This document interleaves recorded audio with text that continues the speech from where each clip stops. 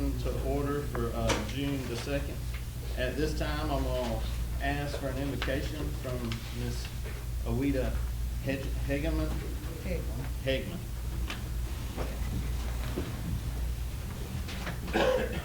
Let us pray.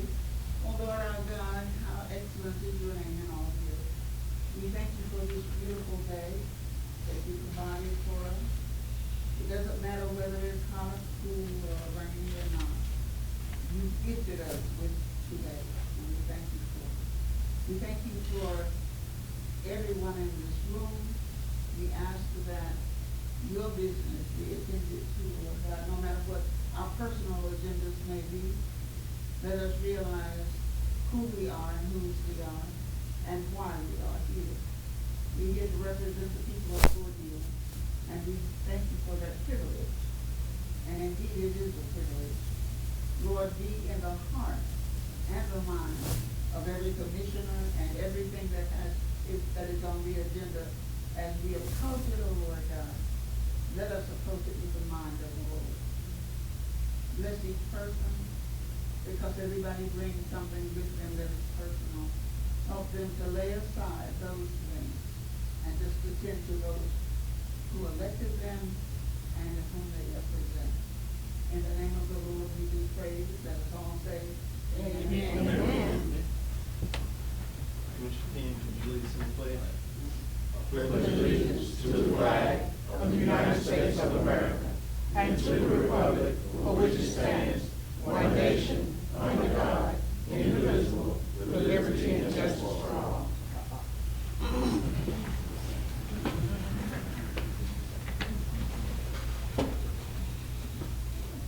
Is there approval for today's agenda for June the 2nd? Mr. Mayor, I would like to make a motion to add a couple of items. Seems like we forgot to put them on there. Discussion of BZA and PC, Planning Commission and Board of Zoning Appeals. And discussion of the EDRLL fund with Tom Carter. The BZA. And what was the second one you said? The EDRLL. The Long- revolving the long- loan fund. You might know that, I bet you can't say that again. EDRLL. Said it better that time. I had practice. Second. Okay. There's a motion and a second to add the BZA and revolving loan fund to the agenda. We'll add those as agendas items 4 and 5. All in favor of amending the agenda? Aye. Okay, motion approved to add those two agenda items. Okay. Is there a motion to approve regular minute meetings from May the 19th? So moved. Okay, Second. okay, motion and a second, all in favor? Aye. Okay, motion approved. Presentation from Mr. Ron Rowe with ACCG, Defined Contribution Retirement Plan. Good morning. Morning. How y'all doing today? Good? Aye. Good. I just coming for you today. Like I said, I'm Ron Rowe with ACCG Retirement Services. Sorry. Yeah, that's all. You gotta look at the point, Ron. There you go.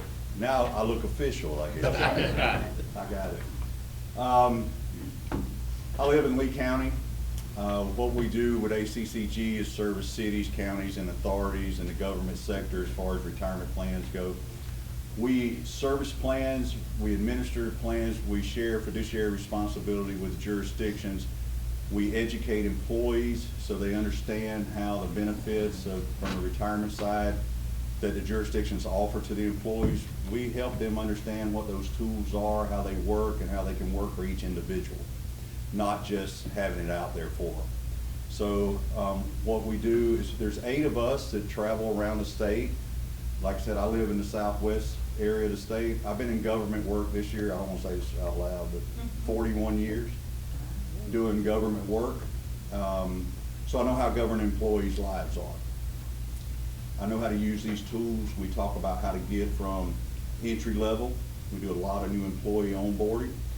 get them from entry level, in the old statement, from the cradle to the grave type thing, to prepare them throughout life, whether they continue to work for you for 30, 40 years, or if they happen to move to other opportunities, we show them how to make sure that that's continuous. So in a nutshell, what we do is we visit on a regular basis. We do educational presentations, not just on retirement plans, but also on financial information. That's not the only piece of finance that involves somebody's household. I'm a big proponent of telling people that if you take care of your house first, then you really don't have a whole lot to worry about. Part of that is taking care of your finances. As your well-being gets better, the better your finances are, or at least managed better. So what I'm here to do today is just tell you that's just what we do. In Cripps County, I service the county, I also service Cripps Power Authority. And I just wanted to come here to say the opportunity, I would love the opportunity if you would consider talking further about us trying to help serve the employees of the city of Cordele. I see holes sometimes, and I'm not saying it personal anywhere specific, but there's no employee that doesn't deserve a good retirement. If they're gonna put their hours in, then there needs to come a day that they're able to stop working and have a choice to go enjoy the rest of their life. Most of the time you see people work 35, 40, 45 years and only have a few years left to enjoy. We try to cut that down to make it a choice date, not necessarily a retirement date. And that's what I do for a living, every day. I love it. People say, why do you still work? If all that's true, why are you still working? We don't teach financial literacy across this country as much as we should. This is my opportunity to share. Like I said, I've lived it for 40 plus years now, and I tell people, and it's a little cliche, but it's true, I don't talk from theory anymore. I talk from experience. So I know how to get you from A to B, like Google Maps. I just can't drive a vehicle for you. I can tell you how to get there, I just can't drive it for you. So that's what I'm here today, is just to give you some information, see if you have any questions about what we do and what type of plans we provide. We service over 325 DC plans in the state of Georgia. We only operate in the state of Georgia. We don't go outside the state of Georgia. Our business is here with Georgia residents. They work for county and city and authority governments. So that's what we do. And if you have any questions for me, I'll be glad to answer. Okay, commissioners, y'all have any questions for Mr. Rowe? I don't have a question, but I have a statement. I'm with ACCG because everybody knows I work for the county, and that's generally a county thing, but they do city stuff as well. 2.5 years ago, I had ACCG and Nationwide. I was like everybody. I had a little bit of everybody taking something out of my paycheck. You know how it is. Everybody gets their share. You know, he got his share, they got that. But with Nationwide, who we use, Correct. I had lost 20% of the value in about a year. Okay, and they don't come to see you anymore. They're up in Ohio. If you want to talk to them, you can call them on the phone. But they hadn't been back in about 6 years since the first time I ever laid eyes on them. I called Ron, and I wanted to move mine, see if because with his, at the time I was averaging about 7.5% per year. I want to say in the last 2.5 years, it's been about 9.5, somewhere in there. That's a pretty good return. I moved everything out of Nationwide, and I've made back all that I lost with him, and not that it's a lot of money, but it's it's my money, and I highly recommend ACCG. I just want to throw that out there. And it's good this is really a good tool for the younger people coming on. Okay, they understand the dollar for dollar exchange. You know, they look at a pension and go, well, hell, you got to be an old man to get a pension or whatever, you know, and they don't look at it in the same light as they do if it like a 401k, which is just similar to. They look at it a little bit different. So, if they're putting a couple of dollars in it, so forth and so on, and it brings their tax rate down, especially if they're single, I mean, it's a win-win. So that's just my 2 cents. Just make it fast. Can I follow that up? If that's a- Sure. So part of what we do is educate employees on what options are for investing for their future. So the employees are able to understand where they can, how they can, and what they should expect as a return. Not necessarily, I mean, I don't do the investments, okay? We hire professional money managers that do that. However, the majority of people, I ask them, do you know where your money's invested? They don't know.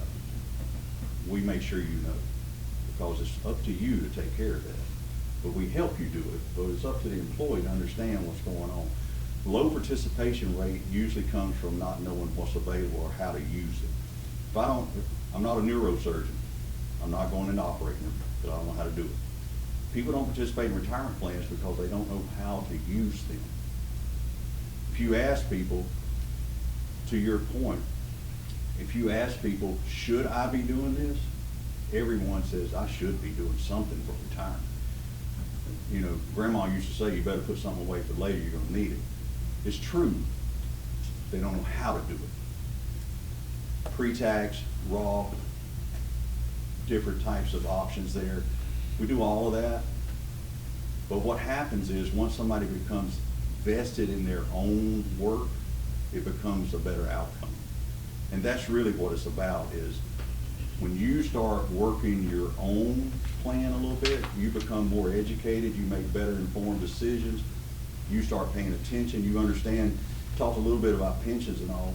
It's a very brief presentation I do for new employees coming in, is we show them how Social Security, your pension, and your 457 work together to make that income replacement. You take any one of those out of the mix, it gets very difficult.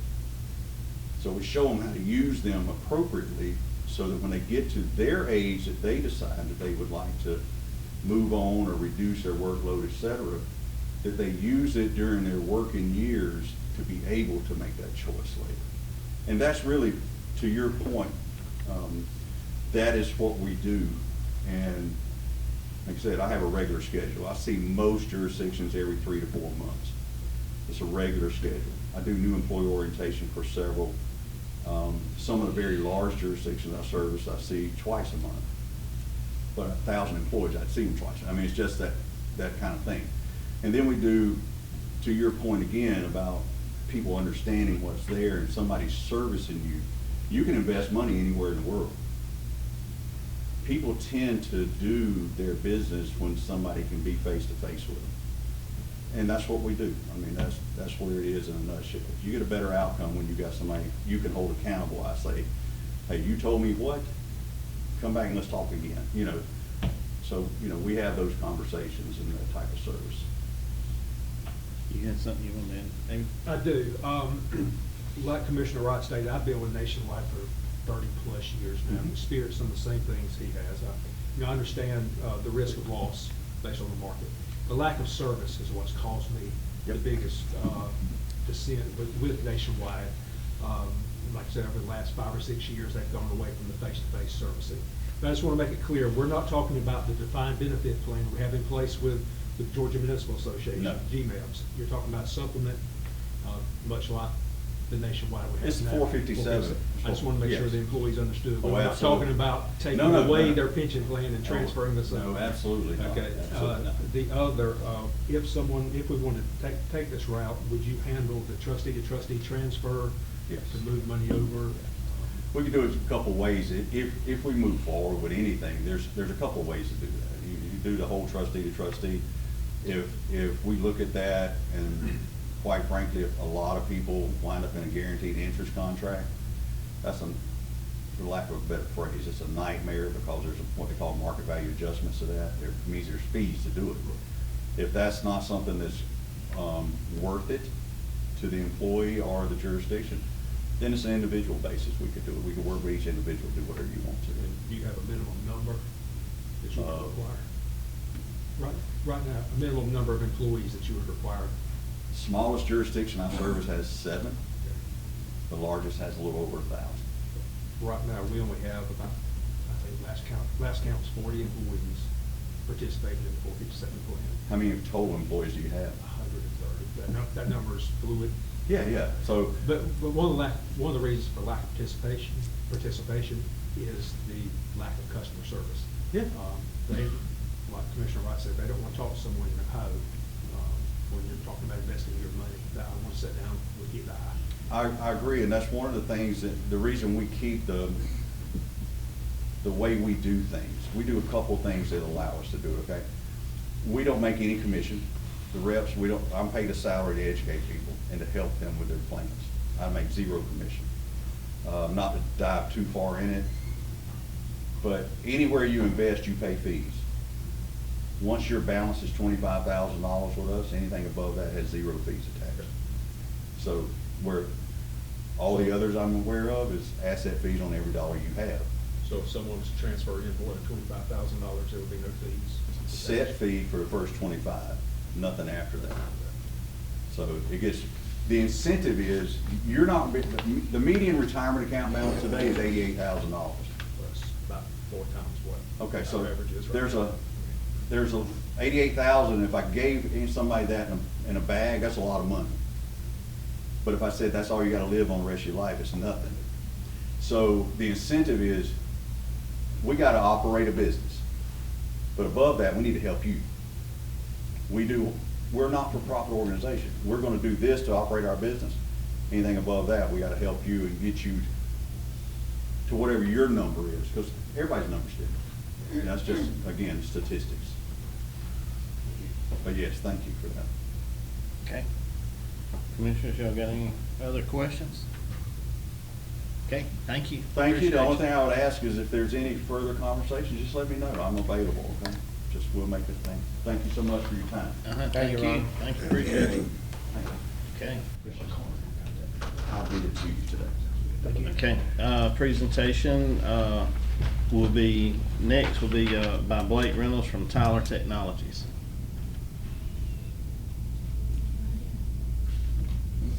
Okay, Maybe not. Maybe not. maybe not, okay. All right, presentation from Eric Grooms, Municipal Gas Authority. Present. All right, thank you. You might handle this out on me, Nick. Good morning. And, Good morning. I'm also at GMA 457, 401, so I enjoyed that discussion. I may follow you out to the parking lot. My name's Eric Broom with the Municipal Gas Authority of Georgia. Emily Bean is here as well. She's with the Municipal Gas Authority of Georgia. I live in Thomasville.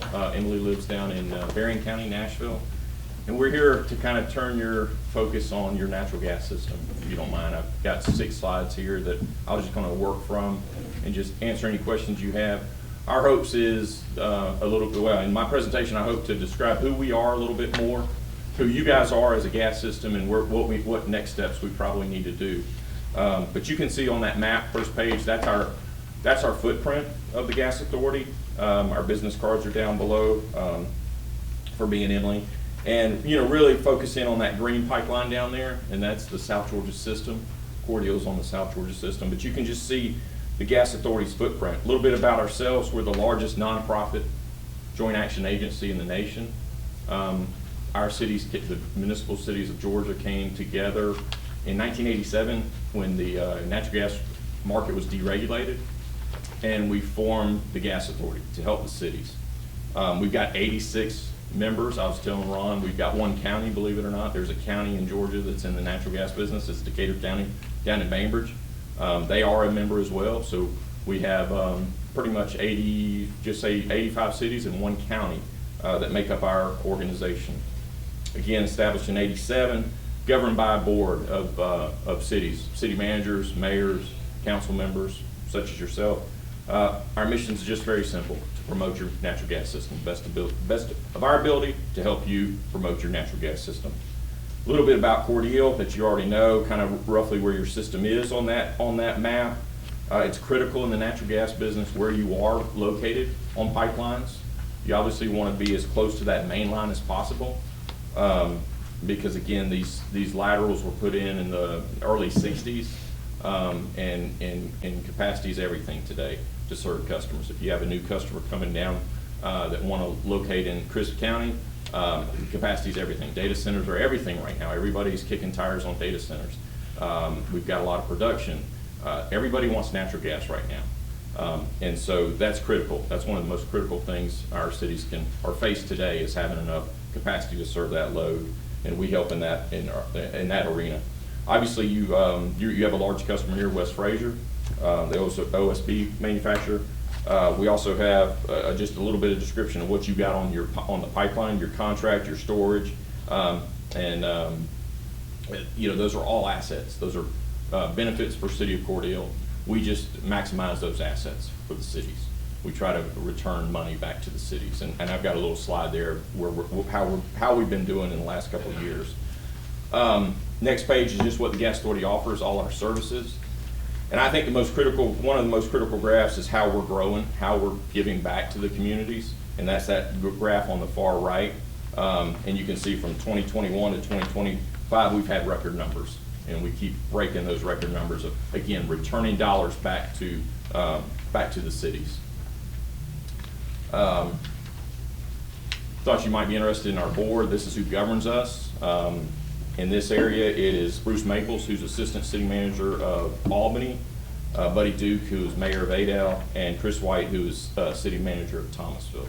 That's our board that governs our president and our vice presidents. So maybe you know some of these folks from other communities, but they're our board. We march to their beat, you know. Next steps, what we'd like to do is obviously let you look at joining the gas authority. I came here a year ago, I believe, did a presentation. I think we were in agreement that it's probably the best interest of the City of Cordele to join the gas authority, but at the current time you are under a contract with your current supplier. That agreement's going to end in late September, so the opportunity presents itself again October 1st, and we sure would like to have you on board. We've enjoyed getting to know Tina over the last year, getting to know David in the last 2 months. We just think we can offer a lot of services to Cordele going forward. And again, what we'd like to do is let Mr. Coleman look over the contracts again. He's very familiar with our contracts. They are extensive, they are long, but there's a lot of reason for that. We protect you from other cities, and those cities are protected from you. Because we are one big moving train, right? And so we want to make sure all our cities are in agreement. So, one of the options would be how this kind of goes sometimes with new members is, have something in place so our board can rule on it, and then provide your current supplier, 60 days notice, which would be, somewhere around August 1st, you'd want to provide them notice that you would like to join the gas authority. So again, the target date would be October 1. And really was a quick presentation, but I do want to answer any questions you may have. I do want to get those contracts again to Mr. Coleman, that you guys look at it and maybe come before you again after that fact and talk about it a little bit more. Again, the discretion of the council, for sure. And I'll be following Ron out to the parking lot, so if you talk to me further, I'll be talking about my 457 and 401. Okay, Commissioners, are there any questions? I got one. I may be completely off base, and anybody may think I'm ignorant, but it's just a question. Sure. We know that in the future, we've got to increase the gas lines that come into Cordele if we're going to grow our industrial base and so forth. Does this gas authority, do y'all, I'm sure that you can handle that, but I guess what I'm looking at is we're going to be looking for grant money to help with some of that right there. Do y'all help in that aspect in any way? Yeah, we don't currently have any grant writers on staff, but we know who the grant writers are. So PHMSA does a big grant every year, and our members participate in that. Some of them get it. Yeah, those are excellent points. I mean, again, that's more for, they don't really let you grow your system with that. That's more for, operational and what integrity, what you need for your system. We are constantly letting the pipeline know that we need more capacity here. And you've seen some growth in Middle Georgia. You've seen some projects that have been announced in Middle Georgia that's bringing gas. We've been part of that. We're again trying to bring, and this has been a long-standing issue for us in Southwest Georgia, bring more capacity down here to Southwest Georgia. It was not really a transmission pipeline when it was built. It was more a distribution. So there's telescoping pipe lower. That all needs to be upgraded because we are getting more and more requests from more and more larger companies that want more natural gas. What happens if you want another West Fraser in the community? You know, what happens if you want anything, right? Any type of manufacturing. We've got to have more, because again, these manufacturers want firm gas, and what firm gas is uninterrupted for the whole year. If you don't have that, they're going to go to another community, or they're going to go to another part of the state. So that wasn't a stupid question. It's our top issue. Okay, I just want to make sure it was a good question. No, it's our top issue. Economic development is our top issue Okay. Good question. today. Mr. Mayor, Mr. Attorney, and Mr. City Manager, I believe in the last administration, we agreed to go with this company, but at the appropriate time. So this is not new to some of us. I mean, you are new to the, and it was agreed that we would go, so now we need to have a call meeting or whatever you want to do, a work session, and to figure out when we need to submit, or if we're going to submit, not renewing the contract with other agents. That's, We need to go ahead and start that process because Yes. our contract ends September. Yes. So we want to be with MGAG come October the 1st. yes, sir. So So we need to start a scheduled meeting soon. So you need another motion, even though we have a motion already to go with them. That's been approved. Do we need, Really wouldn't need the documents, and then you'll vote on that. That's all you'll need to do at that point.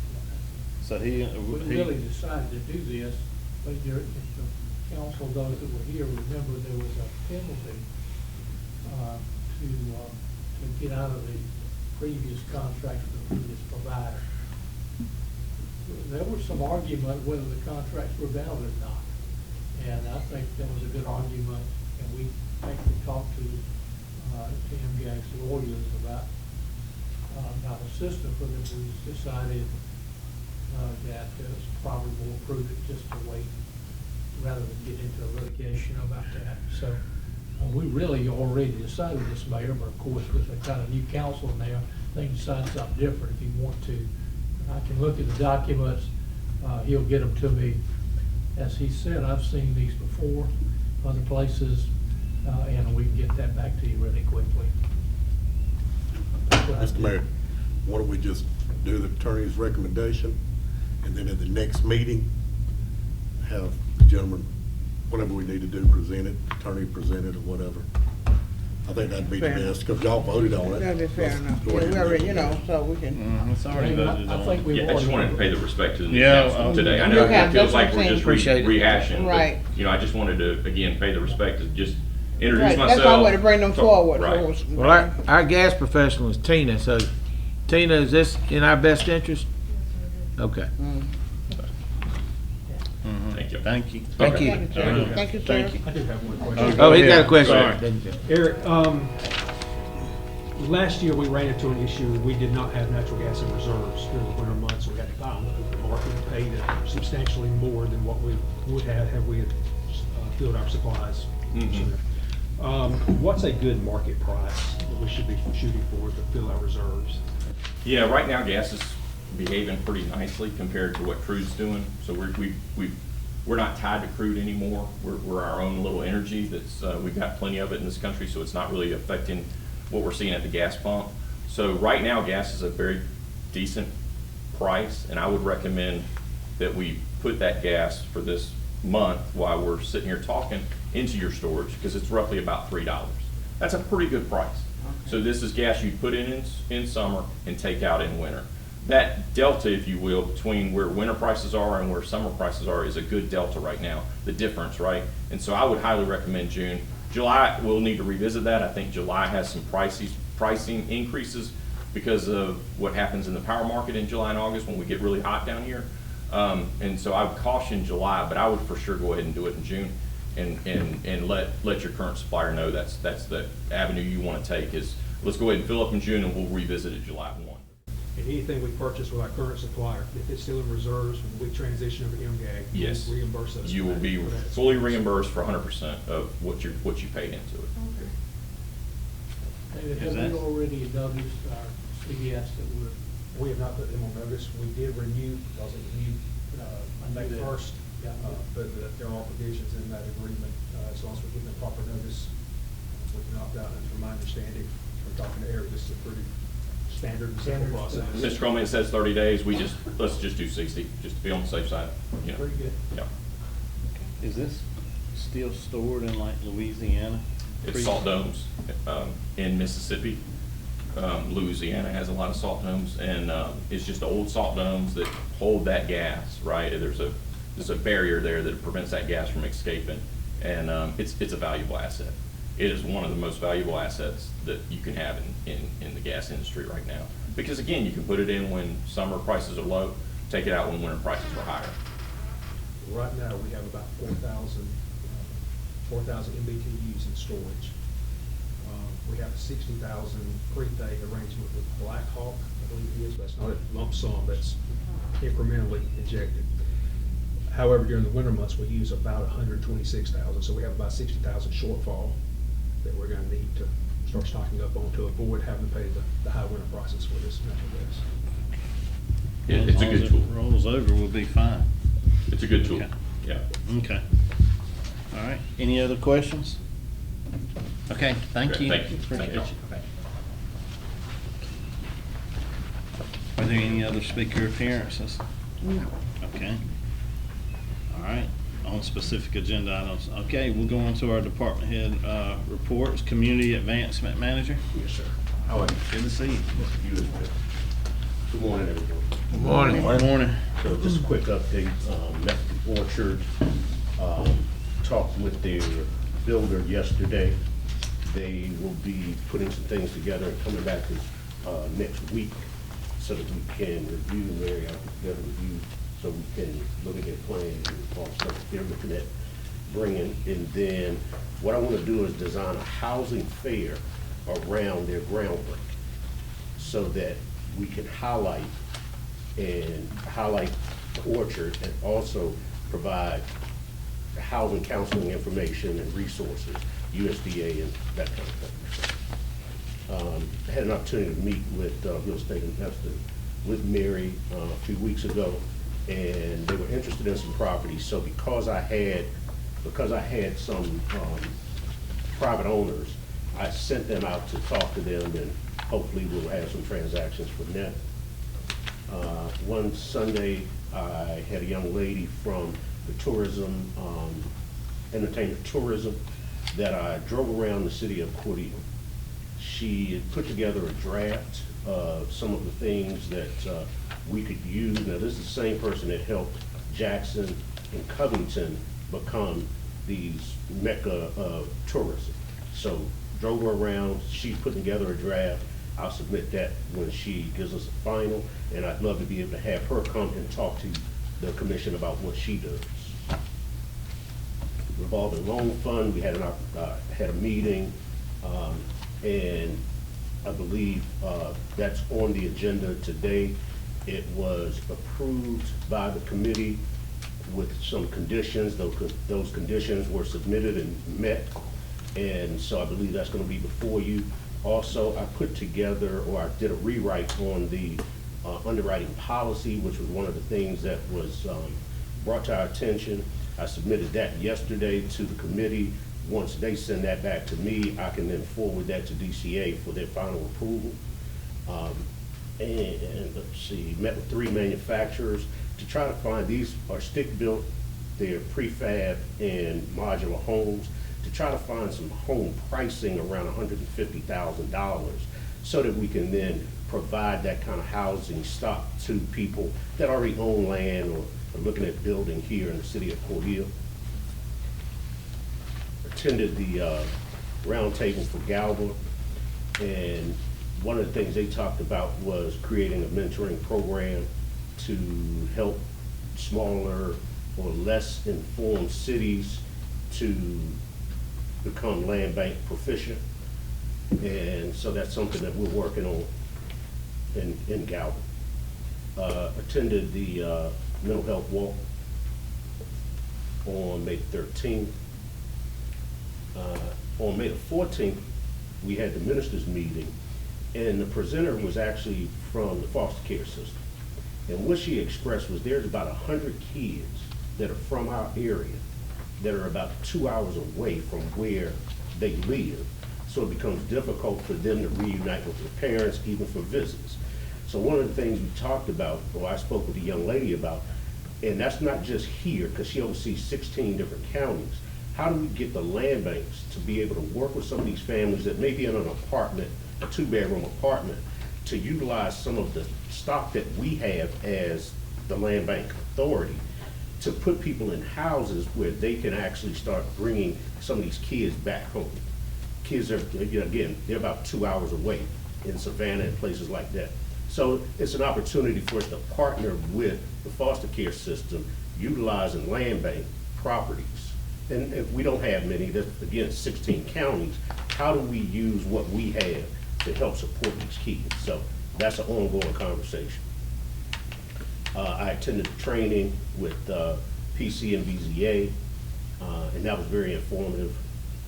And then for the Georgia Land Bank Authority, for our intergovernmental committee, same thing. I brought that information about how we take these land banks and help utilize that throughout the state of Georgia to help support that system. And the last thing on my list is that I attended the Propel wrap-up meeting. It actually went very well, and there's several meetings coming up, and then they have a what they call a ramble, and that's when you go to the city, one of the host cities, and then they show you the various things. And I know Monica Simmons is here, and she oversees that Propel committee with Tim Powell, so she may speak to that a little bit more. And if you have any questions, I'll be happy to entertain. Okay. Commissioners, y'all have any questions? No, sir. Okay, thank you. You're Yeah, welcome. appreciate you. Finance? Good morning. Good morning. Good morning. Okay, sales tax collection for the month of May was $461,795.07. And for the financial statement for utilities, we billed $592,257.10. We collected $570,963.50. For property tax collection, for business license collection, we did $154,623.77. For property tax, we collected $97,350.37. For wages that we paid out for the month of April was $576,691.54. And total invoice disbursement, that's what we paid out in bills, was $1,375,053.53. Okay, for the month of April, we had, for disconnects, we had 480. And for same day or within 24 hours reconnection was 440. We had 5 tampering cases and 77 extensions. For the month of May, you all don't have this in your packet. I'll give you all a copy. We just got the numbers yesterday. For the month of May, we had 538 disconnects. Same day, or within 24 hours, was 484 reconnect. 11 tampering cases, so tampering is going up. And we had 90 extensions. Okay, y'all have any questions? Okay, Commissioners, y'all have any questions? Where we at on the implementing the recommendation for the disconnect fees? Okay, so we don't have to have ordinance or anything on that? The ordinance says that y'all can just do it by vote. Okay. You don't have to have it. So we voted, so that's over with, that'll be effective July 1st. We don't have to do anything else. Okay. Okay. I got one question. Okay. Budget. Where are we at on Yeah. budget? There you go. We're still working on worksheets. Sonia and I met yesterday very briefly. We're scheduled a meeting again today to try to finalize budget numbers. We have projections of income. We kind of know what we're going to be receiving. But we're still waiting on some information from our consultant, see where we're at in some areas. I'm going to try to have you something by July 1. I can't guarantee, or whatever we do present may not be, we may have to come back and make some budget adjustments on it when we find out more concrete numbers. But it would not be an unusually long wait to wrap up the budget. So you're saying that we're not gonna have our budget in place by July 1? I'm not gonna say that definitely, but all indications that's gonna be the case. Do all the department heads that, have they submitted everything that they need and what we need and They reviewed? have, we have to go back and make a few adjustments here and there because we've got When, things. when will that be brought to us to look at? To- Like I said, Sonia and I will be meeting today to try to finalize these numbers and try to have it to you as quickly as possible. I mean, we need to have a call meeting on that or whatever, or 2 or 3, I don't care. I mean, that's something, that we were adamant about last year. It was about the budget and it being on time. And, now, I realize what you're talking about, we're not gonna be 6 months or 7 months behind. No. But at the same time, being on time is being on time. And I realize that y'all you've been thrust into a position, I get that. And then you've got a whole another person coming in Mr. Bennett who's helping fix the problems and all that. So I realize that there's been a cascade of problems that's came down the line that hits this issue, but we kind of really want that budget done on time where it's very close to it as possible. So the sooner, I would ask, the sooner that you can get it to us to look at and see where we're at and any adjustments made. There can always be an amendment made if there has to be. I mean, you That is our know. absolute goal to have it to you as soon as possible. Okay. Thank you. Is Mr. Bennett downstairs? There he is right there. Spoke of him. He walked through the door. That's what I like. We can ask him some questions about it. Yeah, we can ask him some questions. So we look like somebody that wants to ask him a lot of questions. Okay, I have something that we usually wait till October or later in the year, but something I would like for you all to do that would make the budget more realistic is to decide if we're going to do Christmas bonuses or cost of living raise. We need to know that because we'll have a budget, then they'll vote on that later, then that throws the budget way off. Let me throw in here right quick. Okay? I can't speak for everybody on this board, but I come hella high water, one way or another. This city, employees are gonna have a Christmas bonus and it ain't gonna be $100 damn. I'm sorry, excuse me. I'm sorry. And we're gonna have, what was that one? Cost of living raise. Cost of living. I'm looking at that too. I don't see how in the world the city of Cordele's gone as many years as it has with not implementing a cost of living. I mean, I work for the county, we get one every year. I mean, it's almost like a built-in, they're gonna give you one. I remember one year they said, we can't do it all at one time, we're gonna do part of it now and part of it at the end of November. I've seen that happen once, but I've never seen them not, and I know times are tough, but I've never seen one time that they didn't have a cost of living for the employees. Cost of living COLA means to hedge off inflation that you're facing at your household, okay? It's not a meritorious raise. It is just to keep you up with what's going on in standard. And I'm adamant, JoJo is adamant, I can't speak for everybody up here, but JoJo's adamant that you're gonna have a Christmas bonus and that you're gonna have a cost of living adjustment, no matter what. No matter what. Mr. Mayor, Okay. Ms. Sonia, what was the Christmas bonus last year? 150. At 150. Yeah. 150? I propose it be $800 to every employee across the city. That's $104,000 roughly. You can start by taking my $5,000 that y'all give me to play with, and you can keep that, and you can take more than half of all the money that I go get trained on, because I'm only gonna go to those things I need to go to, and you can keep that too.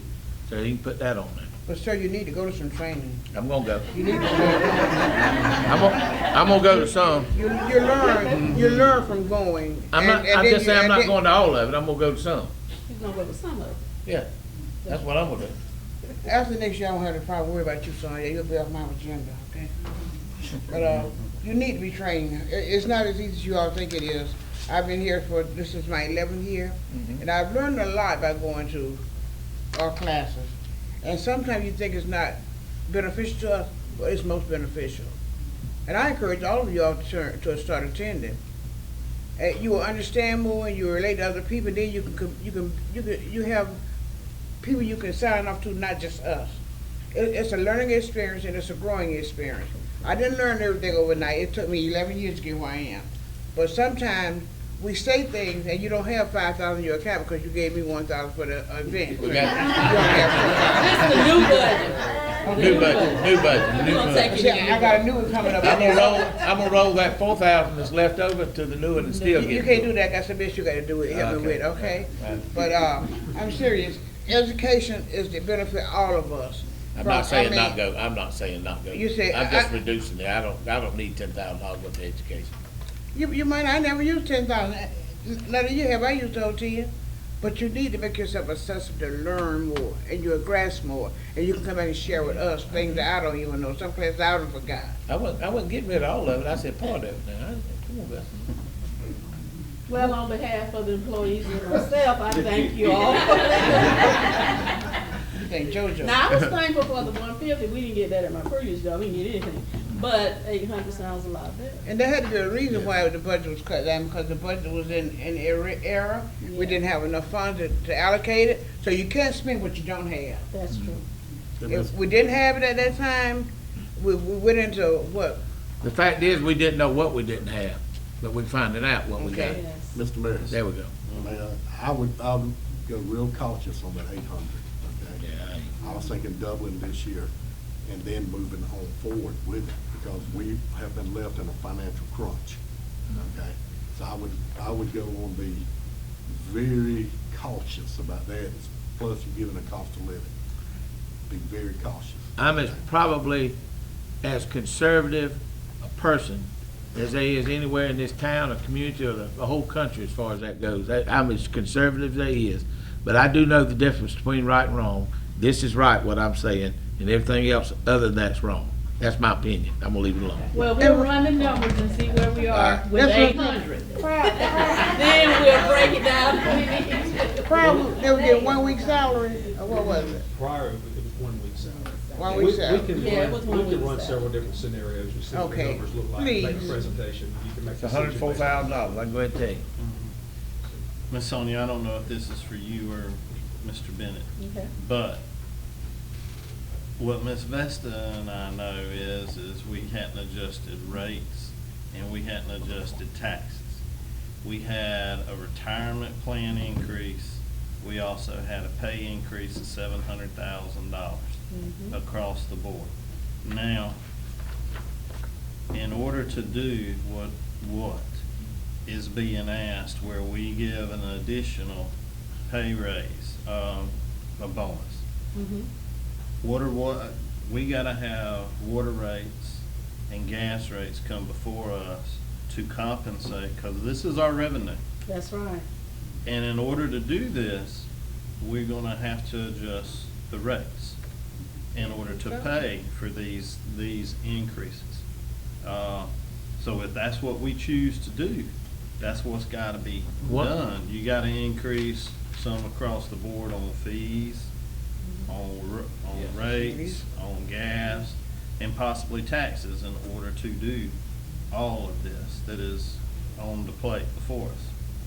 What are those costs gonna be to, if you have a proposal of 1 week's, pay for a Christmas bonus, or the $800, we need that brought before us so we could make these financial decisions, but we cannot spend money we don't have. So is that for Mr. Bennett or Sonia or? We're gonna let him get most of it, but what I was saying, we've been trying to increase rates and do it in increments, so it wouldn't be, a big punch, but, we never got Never that did. done. So we're way behind on rates. We really need to do something with rates, and that's definitely gonna, of course, help us out across the board. So we've got the fees worked out, seem like that's been voted on. The next thing to tackle are the rates. They need to be increased, but I'm not sure. I'll let, Mr. Bennett handle the other part. The $25 disconnect, where we were losing $200,000, a year because of, having to run back and turn people's water back on and off, on and off, on and off, and on and off. Okay, that was about $200,000 a year that we were losing, and now we're increasing, hopefully, and we're giving we're still giving more time to the people, but we're giving a 10% penalty. Okay, that right there is gonna compensate for, anyway, that's enough right there to take care of my, Mr. And we Mayor, paid off two My major thing. loans, so we did do that, in the last budget. Mr. Mayor, again, I am issuing caution on $800 and a week's salary. I know some of the employees probably gonna hang me out back, but it's, if, we are in the deficit going to the last budget, okay? And just like you stated, to do this, we will have to increase. We can't possibly cut enough to be able to do that at that level, okay? I do adamantly state $300 bonuses, a lot more than a lot of people get. They got 150, double it until we get back on our feet. The last 4 years, it was up and down, okay? And I'm talking about the budget.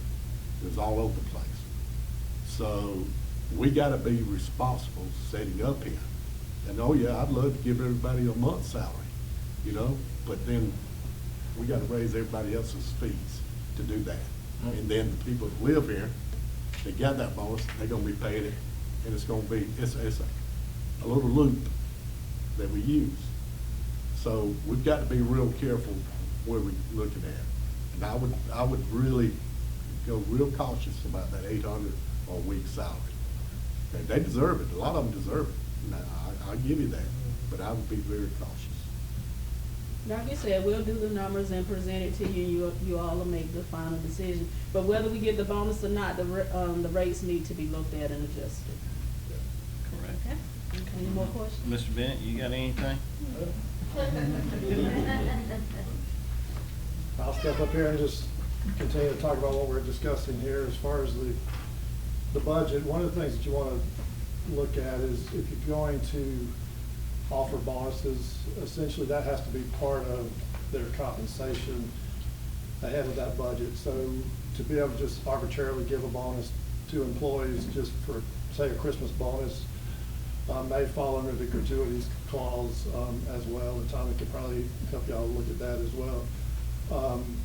So it's gotta be part of compensation. The $300 that Mr. Singletary is talking about, in my experience, that does line up with other cities that are giving bonuses essentially at Christmas. So these are things to consider. Now, the cost of living adjustment, I think those are important to the employees, especially if you're able to give those every year, because those are gonna compound. And of course, once you give that cost of living, and if you got the employee retention, which is the goal, you're gonna have that cost every year. Now, as far as the revenues go, one of the challenges of local governments is you got various funds. So our water sewer fund is something that we're talking about increasing rates. Those increasing in rates are what you want to have to go towards your system and stay within that fund. What you want to be cautious about is increasing revenue in enterprise funds and using that money to fund general operations, which is where the bulk of your salaries are going to be. Now, you're going to have water sewer salaries paid out of that fund for ones that work in that public works part of it. But you definitely want to get your revenues. If you need to raise revenues, you're going to need to look at that in the general fund, I would say, so that we don't run into a situation where our enterprise funds are supplementing general operations. So those are things for elected officials to have to determine, is how best do you raise general revenue to take care of your employees here. So that's something that we'll definitely be looking at. I feel like my role here is to consult with David and Sonia on the budget that's presented to you guys from a fiscal standpoint. And then ultimately it's management and you guys' decisions on what you do with the budget here. But you will definitely have the information to go with. But that, again, that's my experience, and that's what I'm here to do, is consult with you guys on overall finances. $800 for a city this size is a big number, especially if you're at 150 before. But I think the cost of living adjustment would be more critical to the employees based on what I'm seeing. So, is there any questions on that? Yeah, I got a bunch of them. Okay. I got one. Go ahead. Mr. Mayor, Go ahead. Okay, if I understood you correctly, not on this, but going back through, looking at other funds that we found, we've got reconciled, there are some SPOS funds and everything that did, receive interest from the banks. How much projected did we lose over the 4 years, or 2 years? What would you just guesstimate that we lost by not having them in the interest-bearing accounts? Well, I can tell you, so we did get our banks to agree to an increase in interest that started this past month. Now, what we're looking at there is our monthly increase across the board is gonna be about 15,000 a month of additional interest income, okay? And that's tied at a 3% rate across the board, so I thought that was generous of our banking partner. But at the same time, what we're gonna do is go back and find out basically how long that deal is gonna last, so to speak. It was an immediate increase, which is what we wanted. We're still working with local banks to see who's gonna give us the best long-term banking relationship on that. But what we were seeing is that the rates had been in the 3 to 4% range for several years, and we were getting paid at rates of 1 to 1.5 on stuff. So, 10 to 15,000 a month, ever how many How years. much money do we have in the bank? What's that? That was my question. How much money? How much? Roughly about $10 million across all All funds. right. We need to contact One Georgia. The Department of Administrative Services runs kind of a money market fund for local governments. It pays about 1 to 1.5% more, and you can get either in CDs or treasuries or deposit accounts. And it's a day-to-day thing. It's like any kind of money market fund that you might have. It's 1 day in, 1 day out. So we need to contact them if we got $10 million to invest. That's a lot of money, and we could get another 1 or 1.5% more with One Georgia. I got that address. I'll talk to David about it. I got a question. So, and it goes along with what Mr. Tommy just asked there, the 10 million, that is general fund, SPOS, T-SPOS, water, gas? That's all funds? All your funds, right? Okay, so we got about $10 million. Okay, 'cause I know we ain't got anything in reserves, correct? Maybe $10,000 or something? Yeah, a lot of these monies are gonna be restricted for specific uses of. But we don't have anything in reserves? Not technically, no. Yes, 0 in reserves. Okay. All right, Could have about 6 months. yeah, I knew we was out. I just wanted I wanted it out there so that everybody in the world could know it, that that's where we stand. That's what we took over, 0. Okay. I know this ain't got nothing to do with you. It's got to do with Sonia on this question here, but it has to do with employee pay scale. I asked for it about a month ago. I haven't seen it yet. A pay scale. We do have one, correct? Yes. For every employee, when they come in, what they make and how much they make and so forth and so on. I'm gonna ask you again. I want that pay scale. Every member of this board. I will have that to you. Okay. But we got 10 million. Right. How much do we owe? What's our obligations of the 10 million? Do y'all know that off right now? Talking about as far as debt? Debt, yeah, debt and so forth, all of it together. Right. I mean, we got one GFA loan, it's about $1.5 million right now, which is a long term, that's less than 2% interest rate on that, so it's not killing us on the interest, Okay. but that's then there to fund water improvements and things that have been done in the past on that. We did just pay off the big bond in the 25 fiscal year for the building authority, so that's cleared out now. But there's some other debts that are in the SPOS fund, less than $100,000 a year on that. Those are all mostly being paid off in the fiscal 26 year. So that's one thing that we look at is I think in the past, SPOS purchases have been financed, and based on some of those purchases, I don't think those need to be financed. We have cash available to purchase those with cash when we need that. I'd spoken with David about police cars. We've gotten behind on maintaining that fleet. Some of those are going to be bought with SPOS funds, but if we need additional ones, part of that budget is going to be, looking into a lease program that allows us to essentially buy more and go ahead and get caught up and then finance those over a period of 4 to 5 years. Okay. Quick question. You're talking about the police cars. I see a bunch of junk ones around. I mean, what, can we get a couple $100 for those? Can we sell them? I mean, they're sitting everywhere, you know. There's a pile of them out there by wastewater treatment. I mean, there's a whole graveyard of vehicles I out there. think there's 4 or 5 at Got trees Public growing through Works, them. unrepairable. So, I mean, can we find a used car dealer to buy them? Sir? We just gotta get them on gut deals and get them gone. Yeah, well, that's what All we need is a clear surplus first. Surplus. Can we make that happen? So we, yeah, I mean, after the budget, you know. I've been looking at them sit out there for quite a long time. When I say a long time, I mean years. So they just been sitting there. So, not only they're an eyesore, but they, you know, that's, I don't know how much revenue you're gonna get out of it. $2,000, you get that and go put it on something else. I'm just saying that. Where we at on T-Splosh? On T-Splosh, you know, about 1.1 million in T-Splosh, collecting about 30 to 32,000 a month on that. Okay. How much of that is allocated already? Do you know that off the top of your head?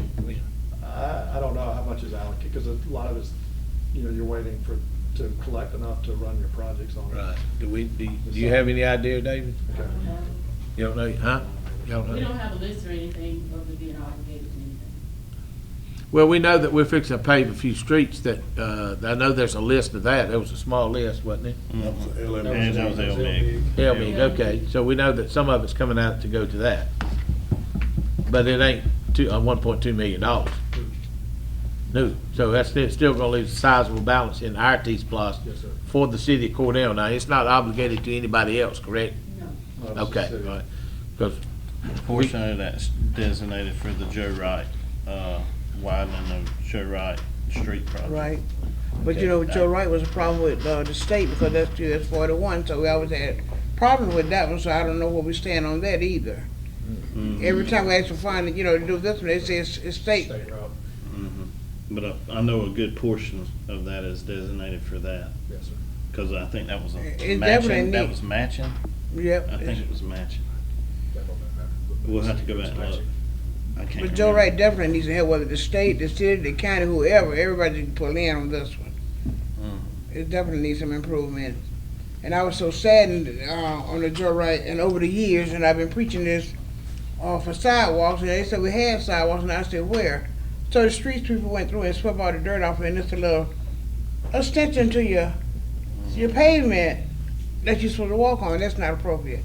We had a man got killed over there, and nothing was never done, and that's been on my mind and my heart for years. And we definitely need sidewalks from Joe Wright. I don't care who owns it, whether you own it, the state own it, the county own it, the city own it. We need some sidewalks. Yeah, especially my way, because you had 2 people get killed over there in the same spot. Yeah, but they put lights on your end. I'm talking about this on the other end. I'm I talking know we about. need sidewalks on that Yeah, end too. we need sidewalks. We definitely need. I am appealing for sidewalks again for 16th Avenue to the farmers market area.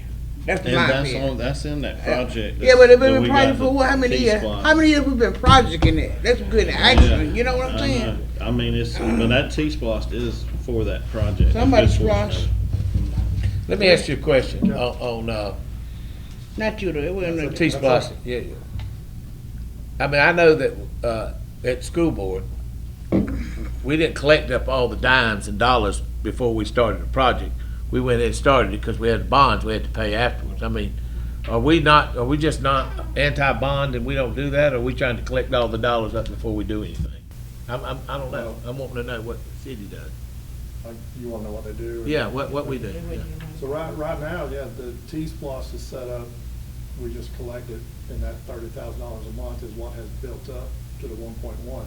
Okay. Now, what would need to happen, and you guys would have to talk to the county about it, is the next time that there's a T-Splosh referendum coming up, the county would be the one to issue the bonds, and then essentially advance you about half of what you would be expected to collect over that 5 to 6 year period, to go ahead and give you some upfront cash to do projects, which would allow you to see more progress being done.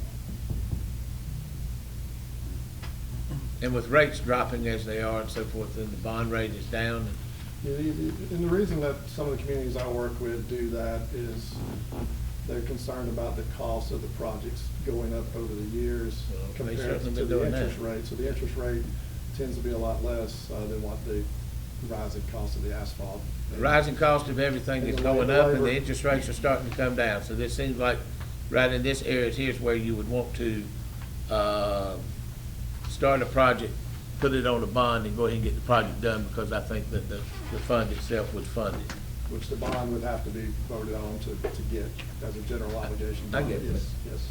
Okay. I want to go back to your presentation when you first came up. You were talking about the general fund versus the fund not going into our enterprise funds. Right. So you've gone back and looked at the cities through 24, is that right, finances? We're finishing up the 25 audit right now. The 25. Okay, so the enterprise fund is basically what we call fund balance, right? And Well- that's what we've been going into to supplement our shortfall from our general fund for the last 4 years. Well, the difference, but when we talk about the term enterprise, what we're referring to is those funds, the enterprise funds, which are your water, gas, and sanitation, function more as a, the term for that is a business type. So all the revenue coming into those funds is raised through providing services that your citizens are directly paying for. So what you would want to do is that money that's generated in there would go to covering those services, because ultimately that water sewer system at some point is gonna have to be upkept, and you're gonna have infrastructure repairs, or if a water main breaks. These are all things that have to be repaired, and that's where the cash needs to be. The danger is if you have a city that has good enterprise revenue, meaning that they are making a profit, the tendency is to transfer that money into the general fund, which is, it's legal to do that, but sometimes it covers up shortfalls in your general fund, and then it leaves your enterprise without the reserves that they need. So one of the things that we're trying to work toward here is to get our enterprise funds to be solvent on their own and continue to have the reserve, but also get your general fund where it doesn't need transfers. And that's been one of the challenges with the audit, is we have money transferring around between the different funds almost as to survive on. You have a pool cash environment that basically hides those transfers. It makes everything feel good, but it doesn't allow a good picture of what is going on. So that's what we're trying to do, is get to a point where we know exactly what it takes to make that general fund be solvent on its own. And you got, so, and those general fund is funded through property taxes mainly, and then you have other fees that are coming in there, but you just. What I'm saying is the funds have been hiding our general fund lost revenue, where the general fund is not carrying the weight of this city. And our funds are subsidizing because we have not done rate adjustments and things to keep up. And we have now exhausted a good portion of our fund balance. That's a good analysis, though, yes. So you got two prongs. The water sewer fund needs rate increases consistently, so you don't get into a situation where you have to raise it dramatically in any one particular year. The other thing is to keep in mind is if we get into a point where we need additional GFA loans, GFA now is requiring rate increases to cover those loans. So this is all part of forward looking to see what is needed for that water fund. All right, knowing all that right there, we're gonna have to have this budget with a step-in process. Right. There's no way to hit the public with that kind of rate increase to get us caught up from the years of neglect.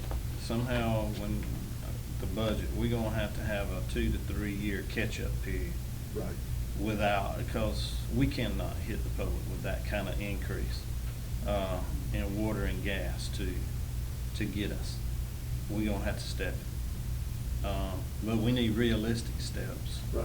to get us balanced. that would be too much of a increase at one time.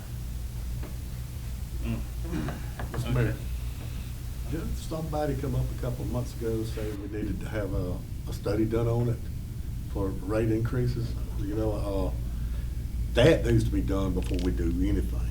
That was at But Georgia that's Water all in- Board.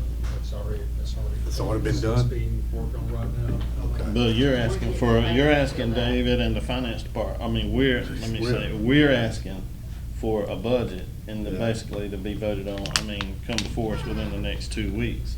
Yeah. So I'm just saying, they're gonna have to take a stab at rates. There's no way that they're gonna be able to compile everything that is needed to be able to do. So they're gonna have to just take a best guesstimate on what it's gonna take to get us moving in the right direction. There's no way after listening to all this, there's no way it can be a realistic number by July 1. I agree with you. It's just gonna have to be a step. We could take surrounding cities and look at that, you know. Okay. Any other questions? No, sir. Okay, thank you. Can I ask a question? Oh, yeah. Commissioner Wright, you said you wanted the pay scale, right? HR can use that, but do you want a list of all the employees and what they make? I got that. What I wanna know okay. is what is the scale?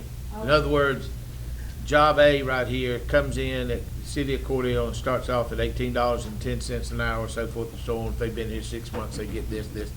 Every single job description that we have in this city, I wanna know what that pay scale is. Okay, because I know we've gotten it completely jacked up, so, I mean, we need to figure it out, and you can't figure nothing out until you look at it, so that's why I want it. Okay.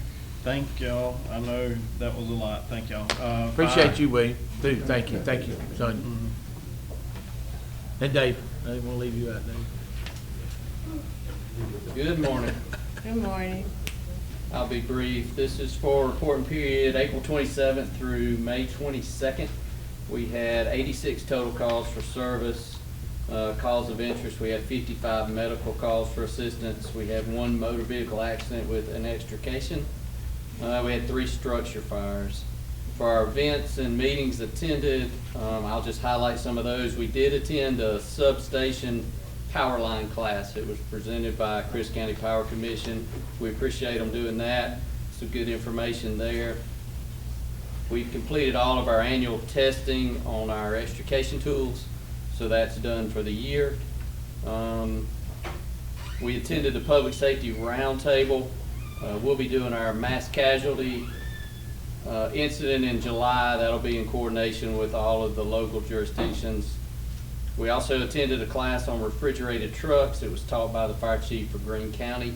They actually had an incident where they had a fatality there, so there was a lot of good information. There's a lot of tractor trailers that go through our city, and so anything we can learn helps us. We appreciate them coming and doing the class. Also, we've completed all of our hydrant maintenance. They've all been cleaned and painted and are ready to go for the year. What's not on your report that happened after the report was submitted is the Home Depot donated a bunch of carbon monoxide detectors to the fire department. You may have seen the picture on our Facebook page. If you live in the city limits and if you have any gas appliances in your house, if you'll come by Station 1, we do have some carbon monoxide detectors to give out courtesy of the Home Depot. So if you'll come by and see us. And then talking about surplus items, I've got a 40-year-old 50-foot ladder truck that we surplused, put on Gov Deals, actually had sold, past commission decided not to sell it. I had it sold for $7,000. I'd like permission to reach back out to that buyer. It needs to have an engine replaced. It's hundreds of thousands of dollars. It's doing us no good. But if he's not interested, then I'll surplus it again with your permission. Surplus. Yes. Okay. Is that a motion? So moved, surplus. Second. Okay, got a motion and a second to proceed with surplus in the fire It's that truck. old E1. It's a 1990 E1. I Okay, think all, we're asking to go ahead and sell it to the previous high bidder.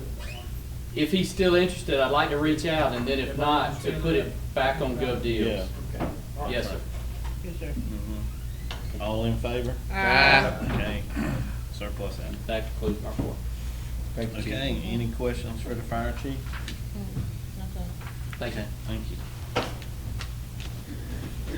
Okay. Human resources?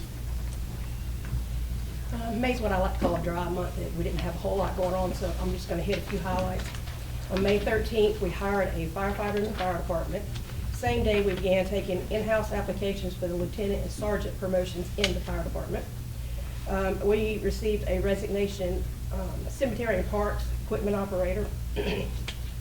We extended a conditional offer of employment to water sewer superintendent, potential start date June 8th, I think. Yes, ma'am. We also began on May 26th, in-house applications for that equipment operator in cemetery and parks. And on May 27th, we conducted the quarterly random for gas and CDL. That's all I have. Okay, any questions, in human resources? I got one. What was the equipment operator operate? Basic lawn equipment, things of that sort. Like, it wasn't the mowers or anything, like an arm mower? I don't believe so, no. Okay. Don't be silly. Okay. All right. If there's no further questions, thank you. Okay.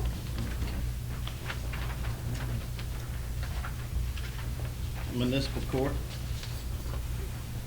Good morning, everyone.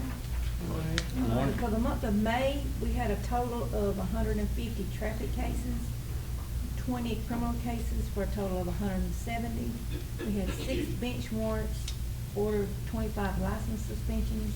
For our total deposits, we had $28,988.17. And that's all we have. Okay, any questions for municipal court? Thank you. Okay, planning and community development. Thank you. Good morning, everyone. Good morning. This is my report for Planning and Community Development for May 2026. We conducted a zoning basics training course that was taught by River Valley Regional Commission, that was conducted or administered to the planning commissioners as well as the Board of Zoning Appeals board members. We have another part 2 zoning basics scheduled for June 25th.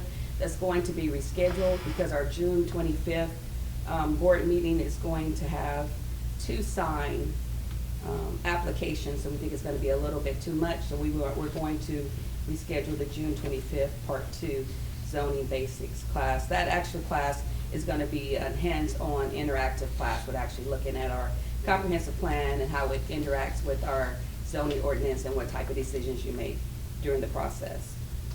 We have started, as of yesterday, June 1st, 3 of our Crisp County high school workers from the work-based learning program. And the first day, they've done awesome, so they're back today, and we're excited about that. So we have a 10th grader, 11th grader, and a 12th grader. And so far, they're doing great. They work 4 hours a week, 4 hours a day, 20 hours a week. And it's for the summer, and we're hoping that if they are excellent, we can extend them throughout the school year. We, it's time for the comprehensive plan work program update. Last year when I first came in, we started updating our community work program and looking at all the projects and activities. It's that time again. Actually, I'm coming on my first year. So it's time to do that again, and I'll be meeting with all the department heads, requesting an update on their projects and their programs and activities. In terms of the strategic planning, I am going to meet with Monica Winfro, Downtown Development Authority, and we're looking at design guidelines for the downtown area. We are scheduled to meet within the next 2 weeks. Maurice Hill, the Community Advancement Manager, mentioned about the homeowners workshop that we're working on. So Maurice is going to be working on putting together something that will complement the Orchard program and educating our citizens about home ownership here in the city. The Plan First application was submitted to the Department of Community Affairs on time, actually a week ahead of time, Commissioner Singletary. And so we're just waiting for whether or not that was accepted or not. Our zoning map update is continuing as we move forward. I'm hoping to have that process completed by July, early August. and to begin our zoning ordinance rewrite in August. So the goal is to get our zoning filing up to date June, July, to get our comprehensive plan, work program up to date July, and then hopefully with all that being worked together, the zoning ordinance rewrite with the consultants can take place. We did get 3 proposals. David briefly looked at the proposals, but I will go through the recommendation from PNC&D, who I think that we should move forward with, and then make a recommendation. They give a presentation before the board.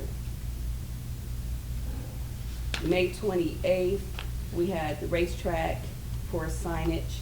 They're proposing to have an off-site sign, 120 feet, approximately 500 square feet, but the race sign itself will be 163 square feet. It's the other parts of the sign that they added in totality that came up with the 500. That has been deferred until the June 25th BZA hearing. And also the Lamar advertising billboard sign will be back for Cordele Inn on June 25th as well. In terms of pre-application, pre-construction project updates, JP Travel plans have been approved by the GSWCC and the land disturbance permit has been issued. Racetrack is pending a second review by GSWCC and we're awaiting approval. Harbor Freight has submitted an interior demolition permit and renovation permit, so they're moving forward. 7 Brew utility change, 7 Brew company had a utility change. They have submitted their plan for that and they're moving forward. The 16th Avenue Retail Strip Mall has received a building permit. It's been issued by our team. The 16th Avenue Plaza East is moving forward with their development, and the Walmart renovations are also moving forward and they have their general contractors permit, and now they're looking into their security system, the alarm system, sprinkler systems. That pretty much concludes my report at this point. Are there any questions for planning and community development? I have one, Mr. Mayor. Okay. Is there a projection date on 7 Brew? I am catching flack. They had a utility change in their plan, so I do not have a date specifically as to when they propose to have it ready. I'm doing this because that's all I hear. That's fine, but they are moving forward, so they are advancing. They're just going through all of the requirements that they need. Okay. Any other questions? Thank you, Ms. Van Okay, Cleef. it's just one other thing. David will be getting with you on this, but Business View Magazine has reached out to me, and they are looking to interview us. The city of College Park, the mayor, is featured in the magazine, but the city of Cordele has been noted as one of the cities that they would like to interview, as to that we're open for business. And I told them that within the next 2 weeks, we will give them a date for hopefully an interview with you and the city manager. So we can discuss that later. Okay, thank you. Thank you.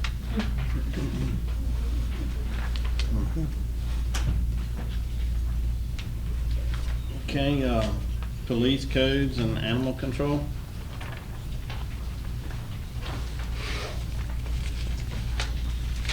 That's a lot of hats you wearing. Police sir. codes and animal control. Yes, sir. Turning gray, but at least it's not turning loose yet. I so. got you. Can't be twins, right? Yeah, I knew what you was getting at. That was a subtle throwback to JoJo's. What that was, I got it. I figured you'd like that. Yes, sir. Yeah, I had to look down on that one. Yeah. He picks at me, so we don't pick at each other. It's all in good fun. So, but how are y'all doing? Hope everything's going well. So we'll cover over a few things for you guys. So motor vehicle theft, 2 stolen, 2 recovered. Aggravated assault, we had 2 of them and 2 arrests.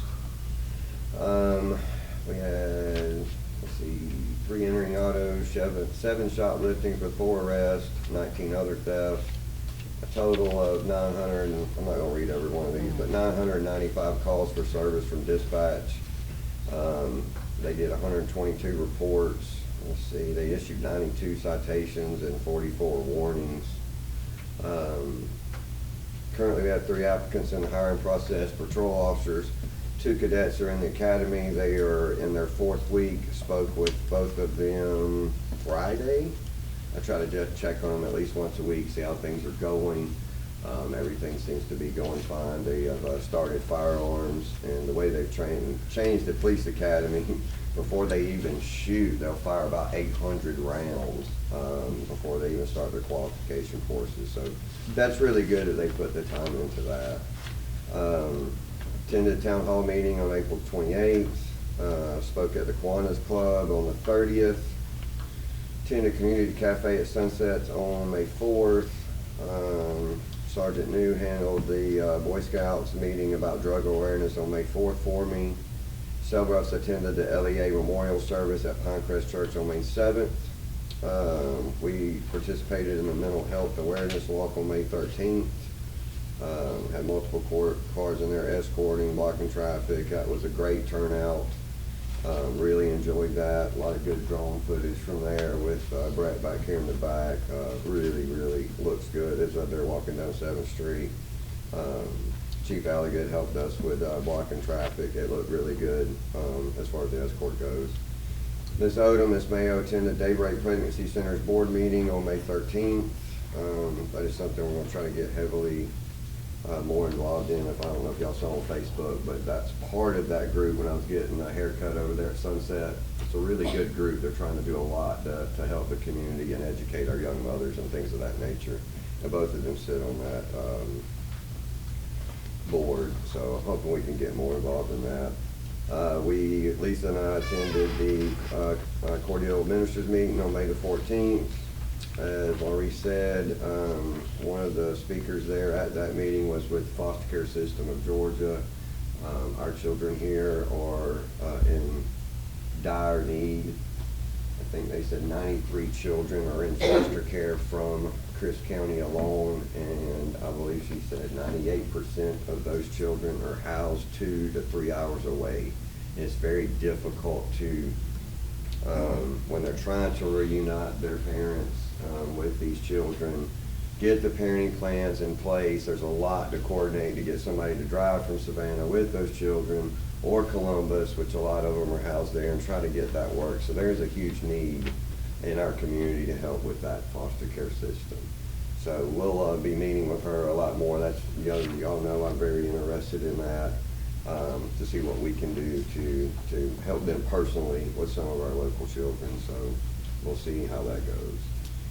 Cordele Main Street, Cordele Police Department hosted an event in honor of National History Month. The afternoon at the museum was on May 14th. Had a great turnout, a lot of history, learned a lot of stuff that I didn't know. One of the things that was found out there at the dam is actually housed up there at the in Washington, D.C. I didn't know that. I thought that was very interesting. A lot of folks that I talked to, like, I didn't know that. So it's up there, and it was found right up there when they were putting the dam in, so that was very interesting. Attended the Public Safety Roundtable meeting, GACPD, can't talk, Georgia Association Chiefs of Police meeting. The District 1 meeting was held in Quitman. I went down there for that meeting, and I think we had 28 chiefs present. The Georgia State Patrol Aviation Commander and Georgia State Patrol commander of their SWAT team was present. They did a presentation on what services they can offer. So that was really informative. We attended the Chris County High School graduation, assisted with traffic, and also inside of the stadium there. That was a great turnout. I enjoyed doing that. We're going to try to do that. We're going to do that every year. We'll also be assisting with the football games this year. I've already been in contact with the sheriff to get all that lined up. We're not going to not do that anymore, and that's enough said about that. Let's see, we participated, we're ready for Jace and with the brain cancer tumor awareness month. Just keep praying for that family. They need it. I can only imagine what it's like to deal with a child that age, so young. Those of y'all that know me know we dealt with that with 3 years with my adult age daughter, and we damn near lost her, so I can only imagine what she's fighting with that baby. So whatever they need, I think we need to do what we can as a community to help them. Let's see, I think it was Tuesday, we ended up having to block traffic up there for Chris County Power at Joe Wright 16th. We had a traffic crash there about 4 weeks ago or so, and it hit one of the telephone poles there. And it was, I think how they do it, percentages on the damage of the pole. Anyways, they had to cut power that whole intersection. It took about 4 hours for them to get that back on. Let's see. Spoke at Cordele First Church last night. That was great. We'll begin. I'm bringing in an outside agency. I got confirmation yesterday and then again this morning on some possible dates to begin the audit of our evidence. We're bringing out an outside agency to give us a fresh perspective. I believe that department has promised us 2 of their evidence custodians to come in and help us, so we can make sure that that's where that needs to be. Before I move on to that, I just want to, on behalf of me and everybody at the police department, thank y'all for the cars and equipment. Every one of y'all that helped with that, I certainly appreciate it. It's much needed. So again, thank y'all for that. Move on to codes. I believe I've covered everything with the police department, which is enough. Oh, one last thing. We have put a really big emphasis on trying to get some of these guns off the street. We seized 5 in the last 3 weeks. We seized another one yesterday. And the one with yesterday, we got right at 4 pounds of marijuana, quite a bit of currency. I won't put the exact number out, but we'll be seizing that. Scales, and like I said, another firearm off the street. We got that yesterday about 8:30 in the morning is when that kicked off. So we are trying to get these guns off the street, and we're going to continue to put a concerted effort to do so. As far as the lights that the commission has approved, I gave you a list. Those are some of the ones. I do have a meeting with Mr. Manning to discuss that. We discussed it twice last week when we were doing this with the intersection of that Joe Wright 16 on how we're going to get moving on that. He's been a great partner with everything that we're trying to do. So, also this Thursday, I know that some of y'all heard me speak about trying to do something to get our youth off the streets in the middle of the night so they quit doing some of this dumb stuff. I've got a meeting on Thursday with some of the community stakeholders to see what that's going to look like as far as community basketball, some type of league in the middle of the night, late, to get these these young kids off the street. So I have that meeting with community stakeholders, kind of see what it's going to look like, and then bring it out and get more folks involved. All right, we'll move on to codes. So y'all can see the numbers of the ones I want to highlight. Weeds, junk, and trash. Open cases 45, closed 58.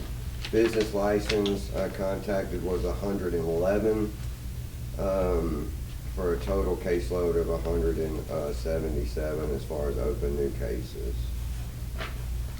Code Officer Lodge attended the zoning training class in River Valley.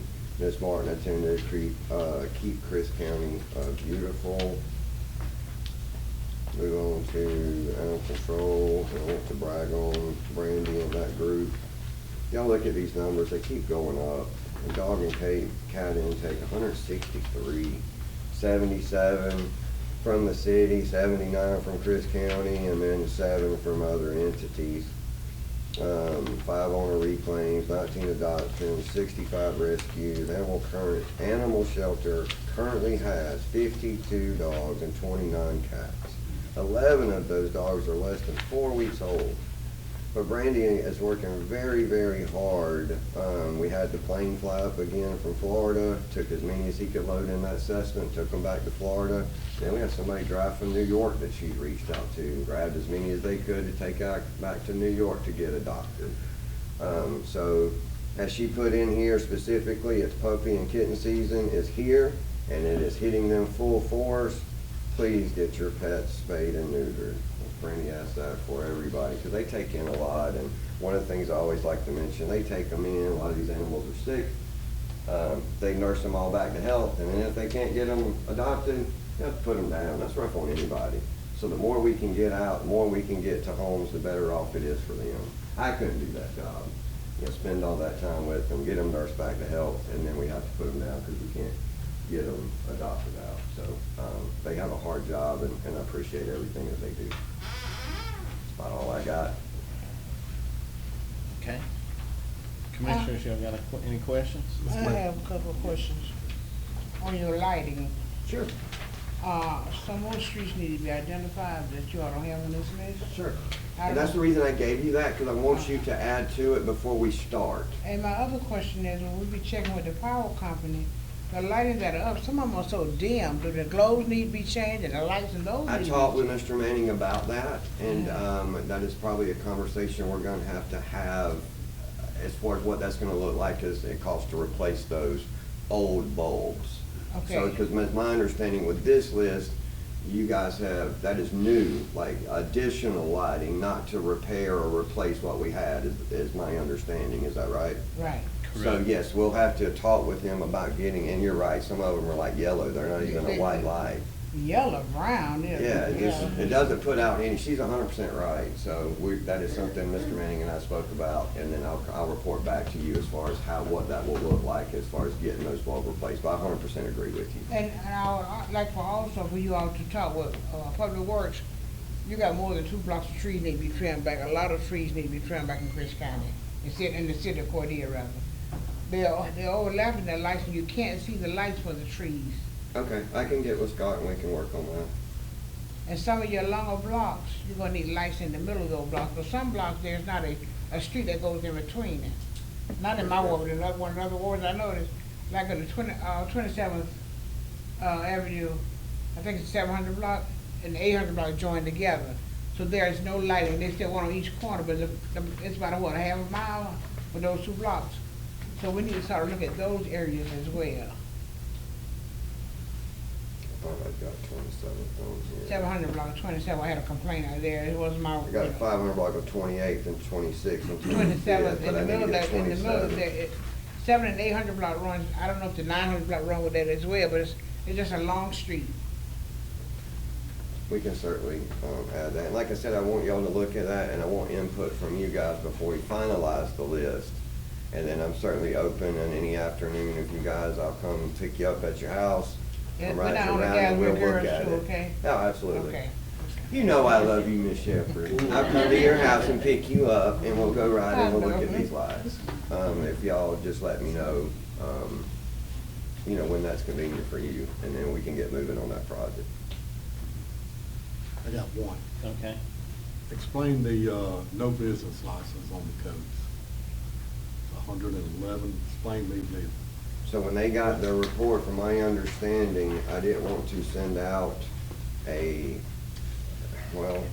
so last year we sent out letters, and a lot of the big complaint was that they didn't have the proper notice. So one of the things that I said we weren't gonna do this year is go ahead and send those, what I call nasty grams out. I wanted to make phone calls first to let them know, hey, you need this, and that's what they did.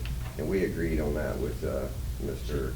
Wade. Instead of sending out these letters, give them a friendly call. And then I didn't want them visiting their place of business and to, embarrass them and be like, they got customers, hey, you ain't got your license. I just didn't think that looked right, so we did it with a phone call. And then if they don't do it, then we'll take some. But now some of them did. Right. Some of them did go to their business. Because they couldn't get them on the phone, is my understanding. Right. But you got businesses that's been here for a generation, and to have somebody come walking in and Right, tell it them didn't look that's not. good. And that's why we didn't do that. You're 100% correct. I didn't like that at all. Does that answer your question, sir? That's what you were looking for as far as the phone calls? Okay. That's what I wanted. Yeah, we tried to do that. I didn't like the way it went last year, and that's just my personal opinion, so we tried to do it a little differently. Chief Hicks and I met, we had a list, I believe it was 135 businesses on there that were outstanding. Looking down, it was obvious, some of them, if there was some kind of disconnect there, they would have their business license. Right. And so to keep from having the fiasco we've had in municipal court in the past, Chief Hicks and I agree, we're gonna reach out to these people, give them courtesy calls. We didn't want to darken their doorsteps, we didn't have to. Just to find out the problem was on their end, if it's something we missed, just get it resolved, that's fine. And so that's what we started with. With that Tyler Technologies help with that, putting in, sending them an alert?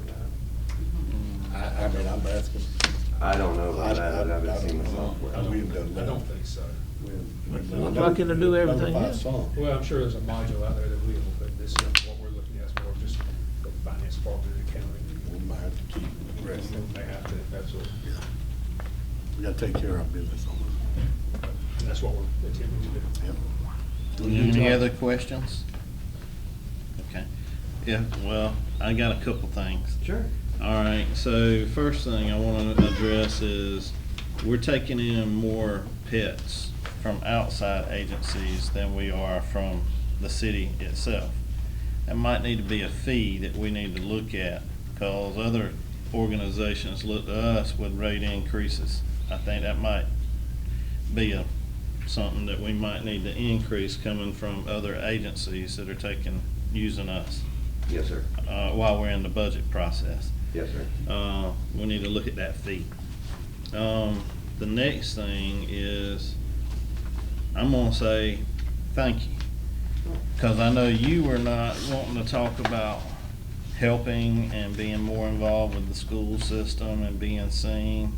That's been a pet peeve of mine. And there's lots of activities, lots of interaction with the public that happen at school functions that the city of Cordele has not been seen at, and it's been a very negative reflection upon our law enforcement and the lack of involvement, and that influences votes on this commission and why people vote the way they vote. I'm just saying that is extremely important, and I thank you for getting involved and making Cordele look much better in the community activities, especially the school system football games, and I hope that translates into basketball games. Yes, sir, you're certainly welcome. I enjoy going, and I think that's a very part. The kids so let's just look at it. There's more kids that attend the school system in the city limits. We have to have that interaction with them, that we appreciate them. And, you know, this year, and I thank you to the sheriff. The way he got on one side of the goalpost, I got on the other, and as the graduates come through, we got to tell them congratulations, and you could see a lot of them, they would, as they're walking in, like, thank you, thank you. And I think we have to do that. I don't think that's an option. And that's just my personal opinion. As long as I'm the chief up here, we're gonna keep doing that, so. That's a major ball that was dropped, and Yes, thank you for correcting it. Yes, sir. I'm You're gonna certainly add, welcome. I'm gonna add on what he just said, because a little more than a year ago, interpersonal directive came through the city stating, when I was chairman of the Board of Education, said, we're not going to be responding to Crystal County school system. That would be basically what it said was the sheriff's office job. I was on my way to see my grandchild in Charleston, South Carolina when this came down. Naturally, I was a little upset about that, because Rightly so. if there's a issue at the schools, or at the county, if I'm working down here at the swimming pools or whatever, I don't care. The other day, for instance, over here, fight broke out at Pickens Pool. Okay, there was 8 officers over there, 4 deputies, 4 city. Personally, that's the way I like to see it. I want somebody that's got some authority and a gun to show up when I call you. Okay, and y'all did a good job. Everybody came to the rescue on that. But that particular issue that I'm talking about, former city manager, she called me on the phone on the way over and goes, I can assure you that's not going to happen. We're going to fix that. So, and they did. And so that, you know, the problem was solved. But I'm just saying that the thought that we're one small community and we're inside the city of Cordele, that the police department wasn't going to answer a call, are you kidding me? Right. Yeah, no. So I appreciate what you did. No, we're going. Good. We're 100% going. Thank you. You're welcome. Thank y'all. Appreciate you guys. Public Works?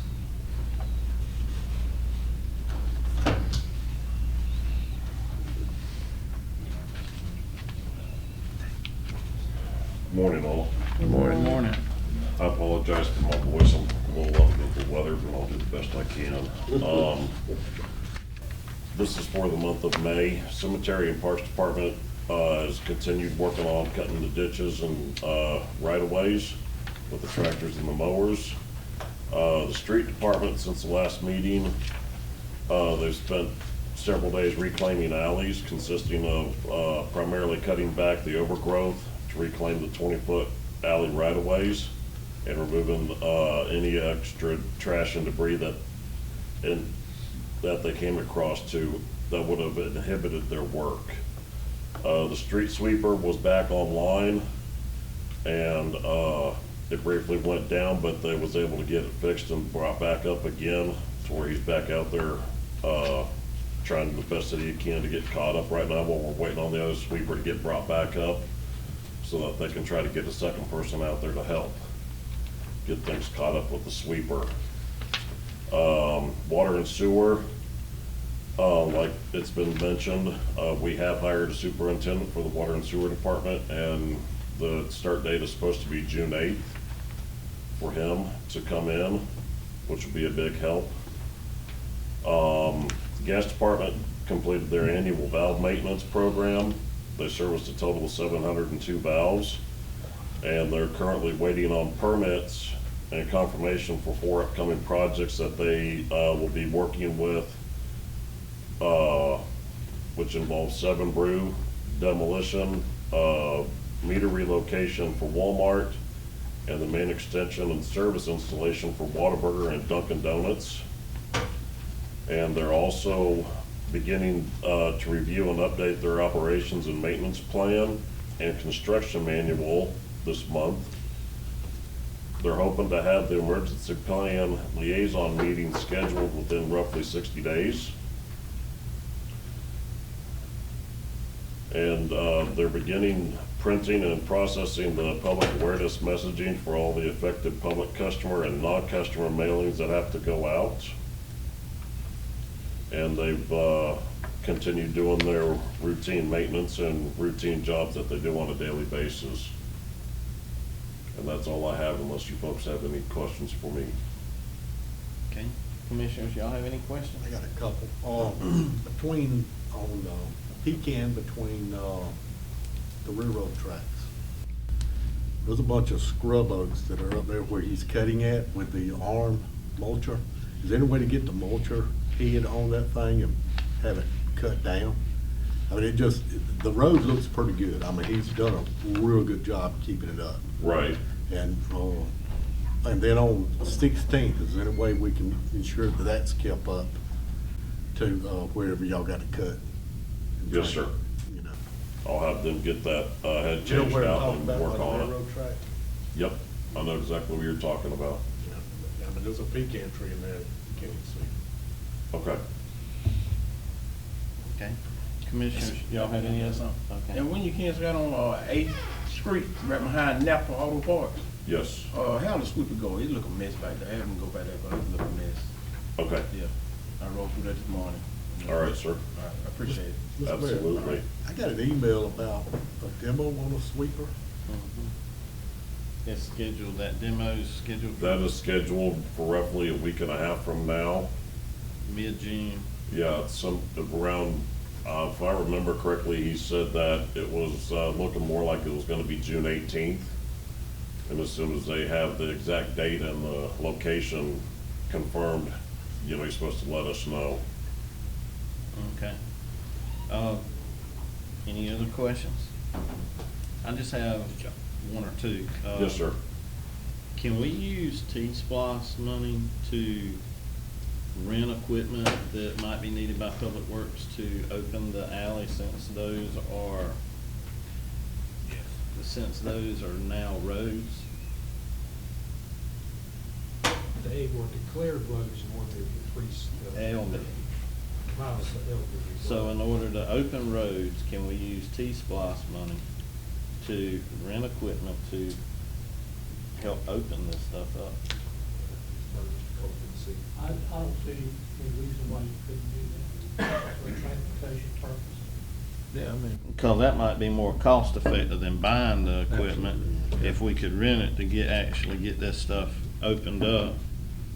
Because people are upset about alleys and people are upset about retention ponds. They're upset about that trash. And the trash. So, I mean, if we can rent some sort of equipment that you deem necessary, or as Public Works Director, to help facilitate opening these alleys a little more timely so we can get the trash back in the alley, I think that'd be Yes. money well spent. Okay. Good point.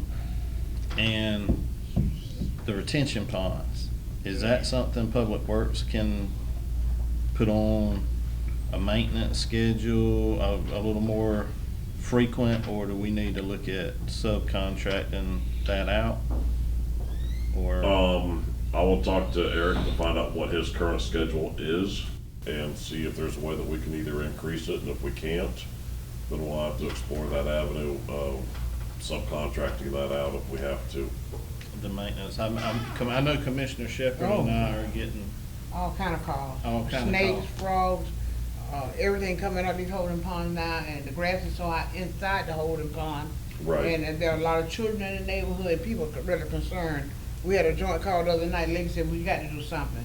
Okay. Big snake come out, go in the lady yard, you know, we're getting called in the middle of the night now, so.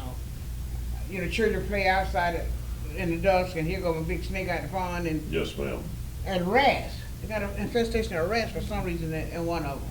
I've had 2 calls. You too? Okay, so. okay. If I may, while Scott was out of the office last week, I did contact him about cutting the holding pond, so it is on their radar.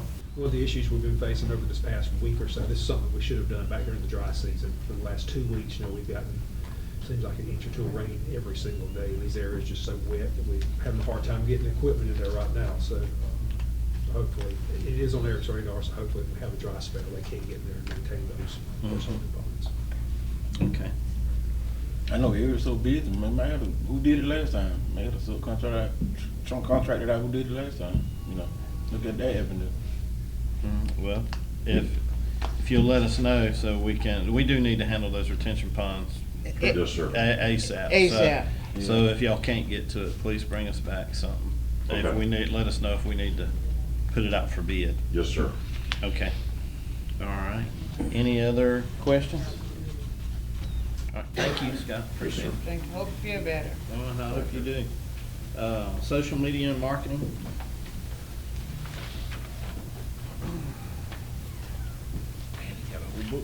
Morning, everybody. I'll be brief. You have my report in your packet, the events and the meetings that we've attended in May.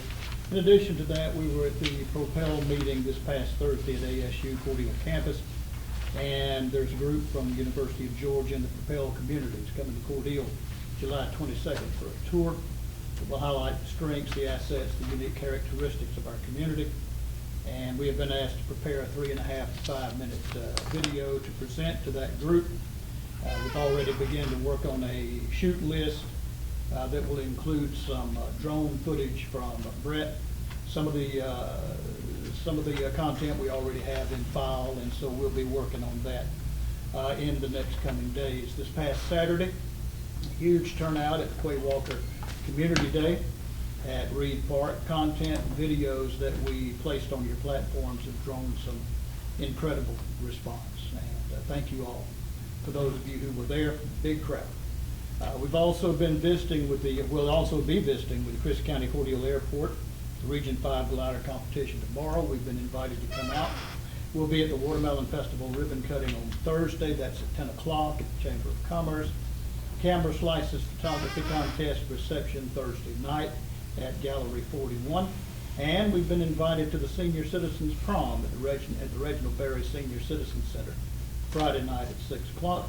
Of course, we're invited involved in all things watermelon for the month of June and all the other things that we try to do for the city and for the city employees, the departments, the residents themselves. That's my report, unless you have any questions.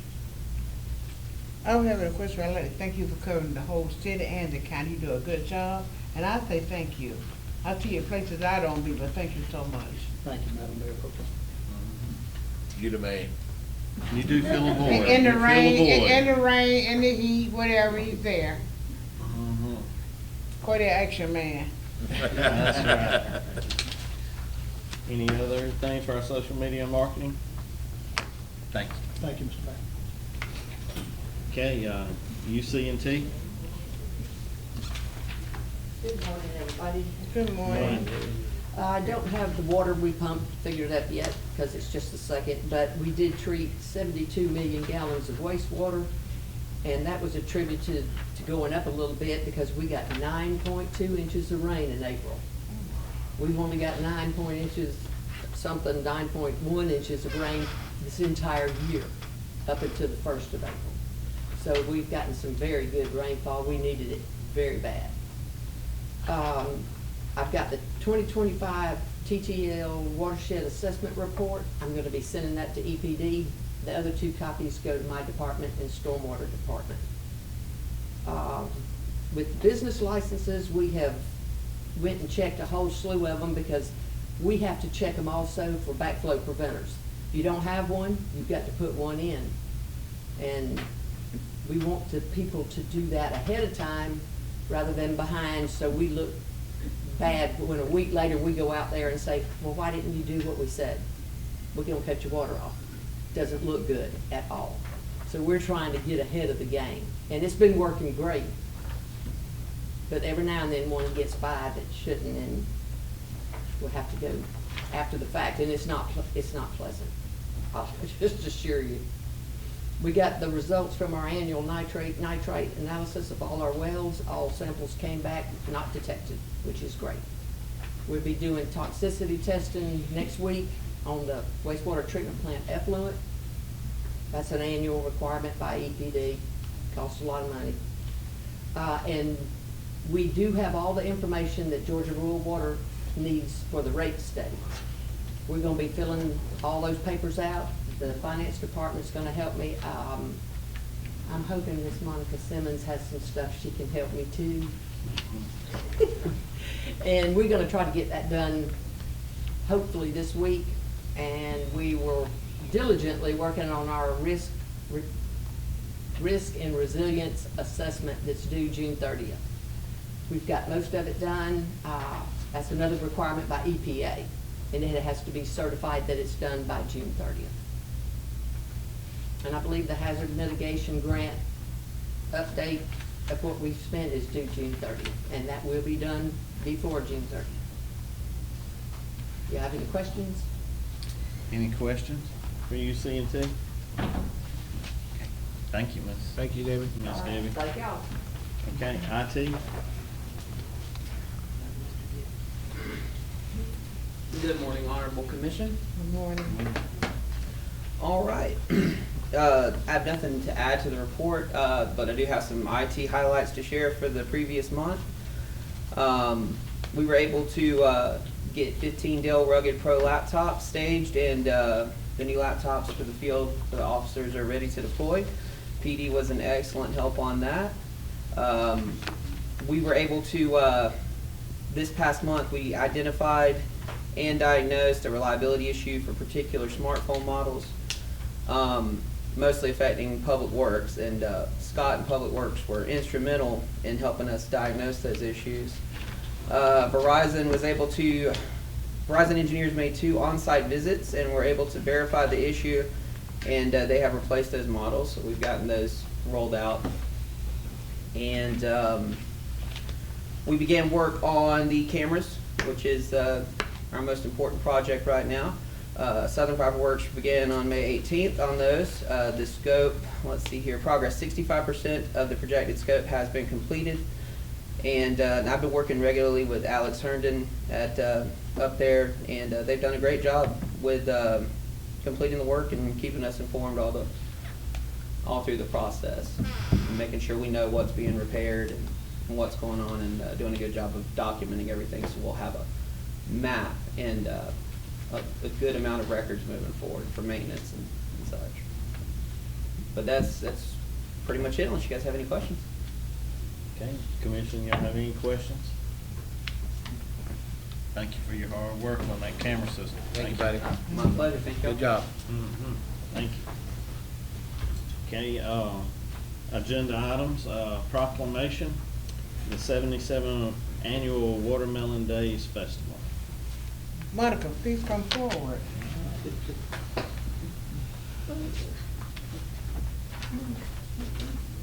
It is indeed an honor to do this proclamation 2017, this is your life recipient. Yes. And this is interesting and a long journey.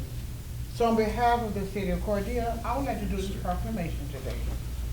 Proclamation, Cordele, 77th Annual Watermelon Days Festival, Cordele, Georgia, 3/10/15. Whereas, the Cordele Christ Chamber of Commerce and Cordele Christ Tourism are sponsoring the 77th Annual Days Festival, Watermelon Festival in Cordele and Christ County, Georgia. And whereas the 2026 festival theme is Sweet Land of Liberty, which commemorates the 250th anniversary of the founding of the United States of America.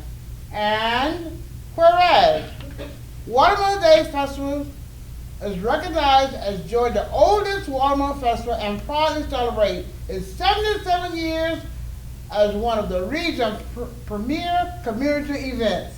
And whereas Cordele and Christ County are internationally recognized for their significant contribution to the watermelon industry, shipping more than 200 million pounds of watermelon annually. And whereas Cordele Christ County is recognized as the leading watermelon producing county in the state of Georgia, and is the home of the highest concentration of watermelon production in the world. And whereas the Watermelon Days Festival continues to grow in prominence each year, bringing statewide recognition to Cordele and Christ County while honoring the dedication and contribution of local watermelon growers, brokers, agricultural leaders, whose efforts have the lasting economic impact on the community. And whereas the celebration will be held June 4th through June 20th, 2026. Now, therefore, Mayor Wesley Rainey and the City of Cordele Commission do hereby proclaim the month of June 26th as Watermelon Days in Cordele, Georgia, and encourage all citizens and visitors to join in celebrating the long-standing tradition and to extend appreciation to those who work hard and committed to making Cordele Christ County a leader in Georgia agriculture. Amen. In witness thereof, on behalf of Mayor Rainey, he set his hand in the seal of the city of Cordele to be affixed the second day of June 2026. Amen.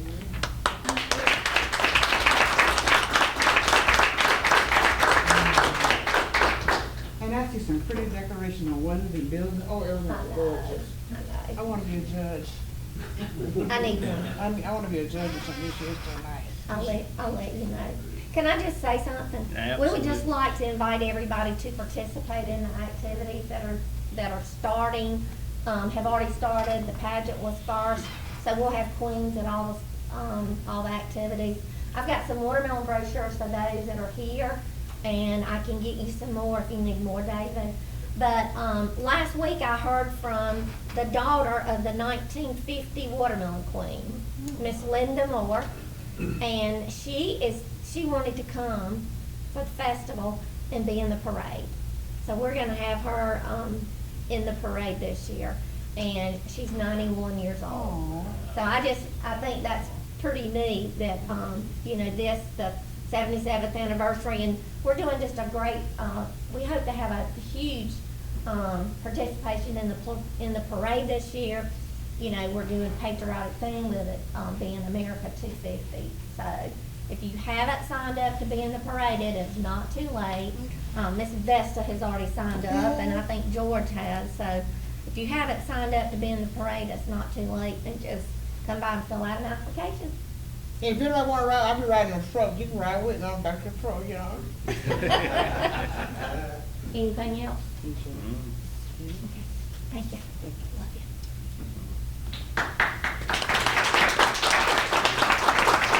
Thanks for all that you do, Miss Monica. Okay. You the best. So, I don't care what just let me tell you, I got y'all ready for summer. We got fans. Hey, we need one now. Cause it's hot. We got your flag. Cause we're patriotic. Okay. If she pulls that watermelon out of that bag, it's gonna be a That's right. We got you a watermelon shirt. All right. Hey, That's cute, I like that. I like that. And We got you some candy. Oh, yeah. We got you some chapstick because it's Okay. hot. And I got your watermelon. Oh. So that is for the little bit of stress that we all have. And I always get those so I can throw them when I'm doing a program, and I'm doing a Lions Club program today, and I will have some trivia questions. So I'm just gonna give these out. If you don't get the size you need, see if you can swap with somebody. Okay. And whoever ends up needing one. Well, all the big guys and stuff was, Bernard sort of small, the rest of us are. That looks like it fits me. What do you got? Got 2X, that's what I got. That's what I need.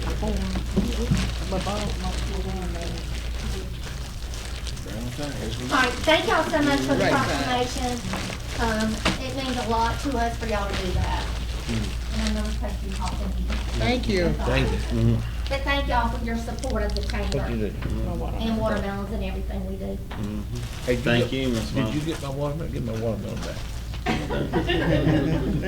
It goes in my bag. That's your therapy grip? Yeah. All right. And all y'all that don't want that candy, get me. Agenda item number 2, consider and approve software agreement with Tyler Technologies. Mr. Mayor, before you consider this, a couple of key things I want to make you aware of.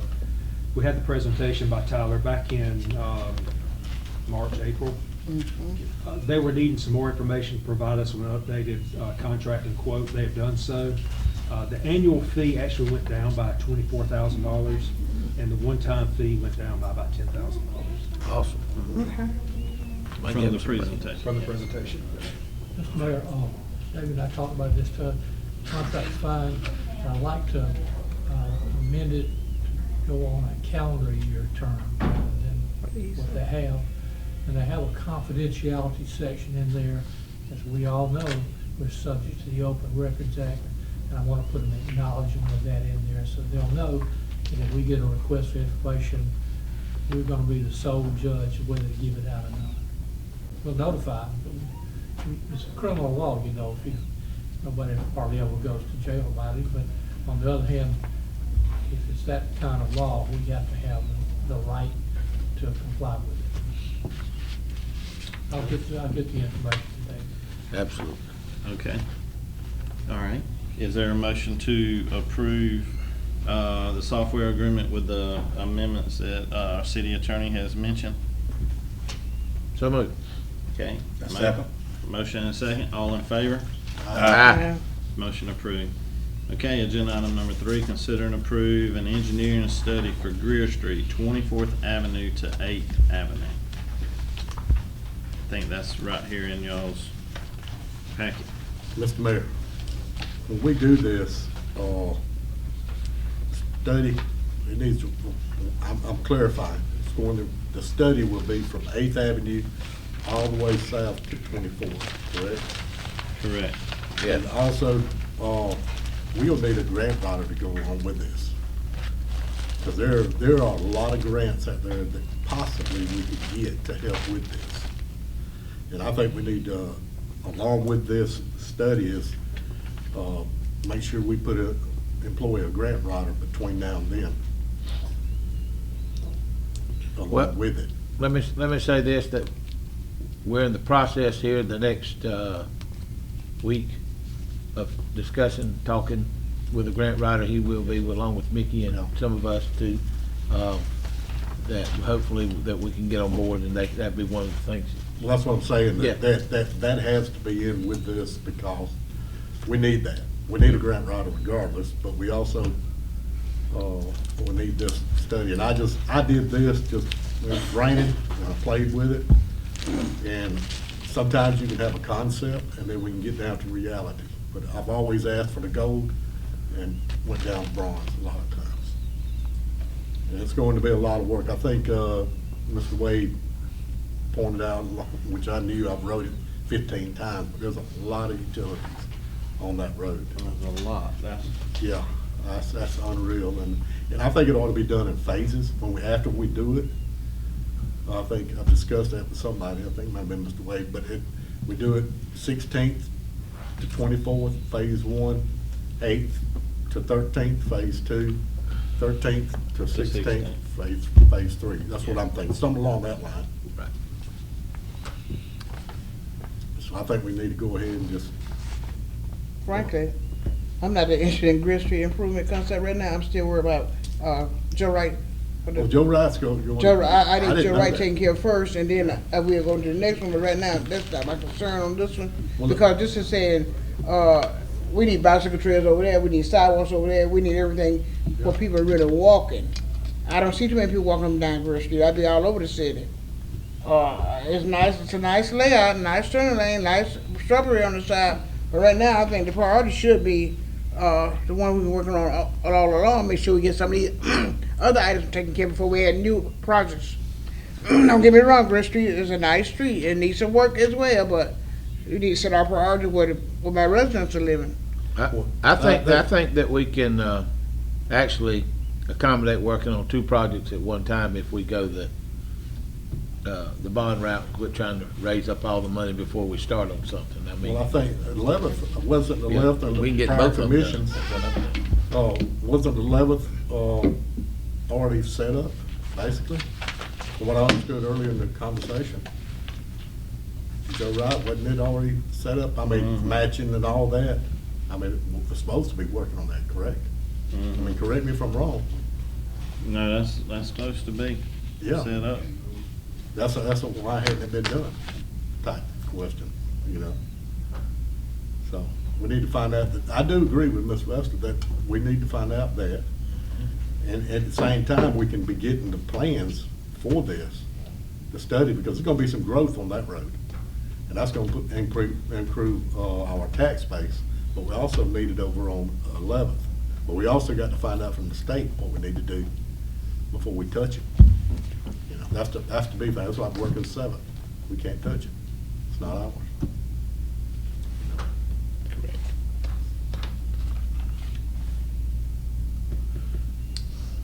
The Joe Wright, that's not a state road. It's truckers route. It's truckers route, and that's the problem. Cause it got hung up, at the state level in between determining whether that's a local road or turned over to the state road. I think there was some conversation, this occurred many years ago, but I think there was some conversation, does the state have resources that they would come in and do the project? Because I believe that was part of the 18th and 13th Street improvement plans that have been going on for how many years now? Well, check with the state, somebody to see what's the status now, because I'm tired of waiting. Mr. Johnny Floyd was working on that project, and then that representative is now in, Tifton, the DOT state representative, isn't that right? I think so.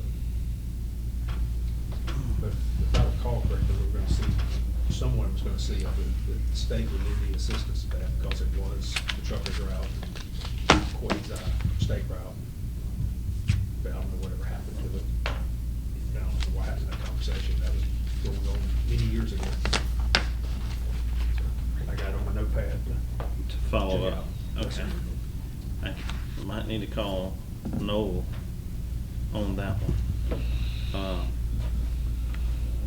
Cause I don't know why it's hung up. I don't think Ms. Vesta, none of us really know why it's hung up. And being it's watermelon season, and there's a lot going through that, I mean, we need the help over here. Here we go again. Okay. Are there any motions, or do y'all wanna table this? I like the motion that we go ahead and do it.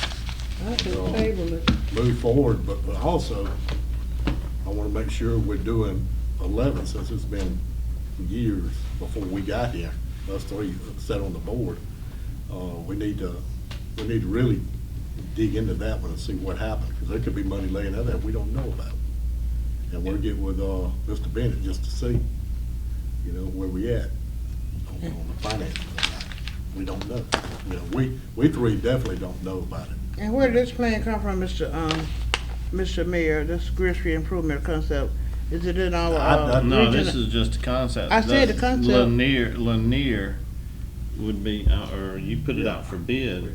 You put out for bid for just to see about the engineering part of the utilities and drainage. Is it in one of our 5-year plans? Is coming up or something new to us?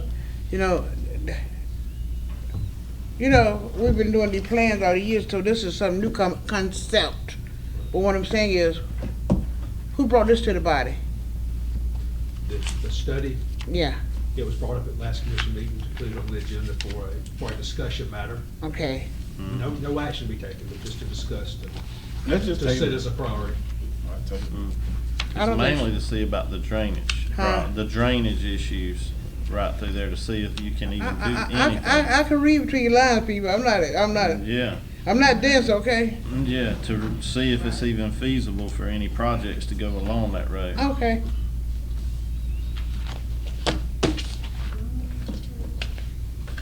Okay, so I made the motion. you made the motion. Is there a second to proceed I to put second. it out for bid? I second. Okay, motion and a second to put out engineering concept for Greer Street from 24th to 8th Avenue.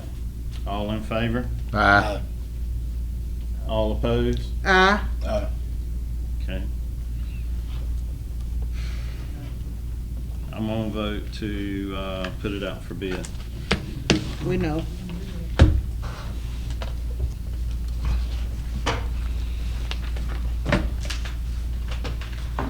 Okay, city managers report. Still, good morning. I'll be rather brief here. As always, we start out our meeting by keeping Naisha Pickens in our forethoughts. Anyone that has any information about Naisha, they're encouraged to use the CSend out using keywords Naisha or Cordele missing person. Contact the tip line at 1-800-597-8477 or the Cordele Police Department 229-276-2921 or any of our surrounding law enforcement agencies. We talked briefly about the animal shelter earlier. Our pet of the week was Rambo. Rambo has now been adopted. So it's like a little sport model dog there. So anyone interested in adding an addition to their family, they're encouraged to visit the Cordele Animal Shelter, the city's website at www.cordelega.gov, or they can contact the animal shelter directly at 229-947-5306. There's a man on the corner of 4th Avenue and Pecan Street, little white house with a big fence around it. He needs Rambo though. He needs a dog. And, he wants a dog. Point of order, Mr. Mayor. I know who he's talking about. He's totally out of order on this. Keep him in order, please. Okay. I ain't the guy. You can go ahead and Thank you, Mr. proceed. Mayor. All right, Youth Build, they're now accepting applications and appointments for interviews. Youth Build is operated through the Empowerment Pathways. Contact is Marissa Wedges, Program Director. Her number is 229-276-1580. And this is an excellent opportunity to get paid, learn a skilled trade, and along with develop leadership skills. So I encourage anyone out there who meets the parameters of the program, being ages 16 to 24, a high school dropout, or has a basic skill deficiency, or a member of a disadvantaged population, I encourage them to look into Youth Build to help develop some of those skilled trades that they can use to make a good livelihood for themselves. On May the 23rd, the Collective Communities Acknowledging Youth Program held a family fun event at Reed Park. Featured games, bouncy houses, cookout, fun, and Rick swung by there and snapped a few pictures for y'all to review. Also on May the 26th, city employees and community members gathered in support of Jace Hood. Jace is a toddler here in Cordele that's undergoing treatment for an aggressive brain tumor. And so we just ask for the community to continue prayers for Jace along with his family.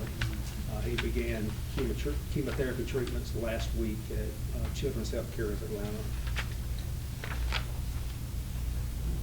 Bridging the Gap Educational Service is holding an 8-week summer academy. They'll be covering a variety of exciting topics. And for more information, you can contact 706-623-3864. All right, Watermelon Festival kickoff. We'll be having the ribbon cutting June the 4th at 10 a.m. Cordele Crisp Chamber of Commerce. It's located at 502 South Second Street. And we ask for a good turnout. All are invited to help us celebrate our nation's 250th anniversary, along with the 77th Annual Watermelon Festival.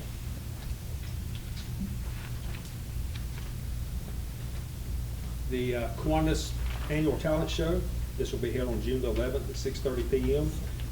We encourage everyone to come out and support our youth, and this is a scholarship opportunity for those participants. For some reason, my prior slide did not show up on my PowerPoint, but I have it here in my printout, so I'm just going to tell you a little bit about it real quick. The Hope for the City Scholarship Program will be held on June the 6th at 4 p.m. at Ulight International Outreach. That's located at 1005 10th Street North. Featured guests will be Cordele Jones, Jody Pate, and Markevius Big Cat Bryant.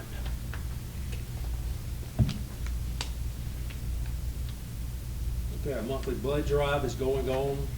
It'll be held on Tuesday, June the 16th, 2026, here at the Community Clubhouse from 1 to 6 p.m.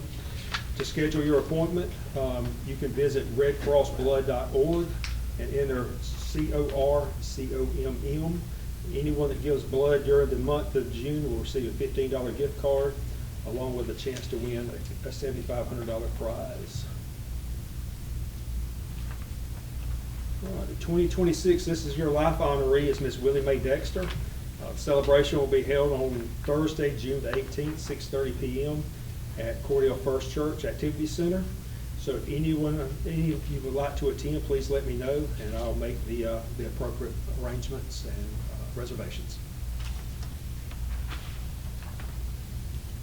The following day, on June the 19th, from 4 to 8 p.m., the Cordele Crisp branch of the NAACP will hold a Juneteenth festival. The location will be in the historic Gillespie Southern District of 12th Street between 15th and 16th Avenues. We'll have food and apparel vendors, along with performances by local talent. And this is a free event and open to the public. And for some reason, another slide did not show up, but this is a reminder that all election campaign signs should be removed promptly. As we spoke earlier, the occupational license renewal, we have passed the April 1 deadline, so we have contacted some of those business owners that are showing up on our list. So we are aggressively trying to get them the assistance they need to get them back in compliance. And reminding anyone who has not renewed their alcohol license, there is no grace period for that. They need to take care of that as quickly as possible. For your information, some upcoming meetings and events. Community Clubhouse Coordination Board meeting will be held June the 8th here in the courtroom at 10 a.m. The Chris Ministerial Alliance meeting will be Thursday, June the 11th at the Community Clubhouse at 9:30. The Historic Preservation Committee meeting will be Wednesday, June the 17th here in the courtroom at 6 p.m. Planning Commission meeting will be Thursday, June the 18th here in the courtroom at 10 a.m.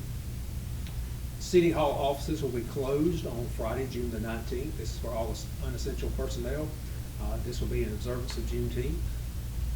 Board of Zoning Appeals is scheduled for June the 25th here in the courtroom at 10 a.m. And then the Friends of the Georgia Veterans Memorial State Park Board meeting will be held on June the 30th at the State Park Visitor Center at 4 p.m. A couple of update and action items.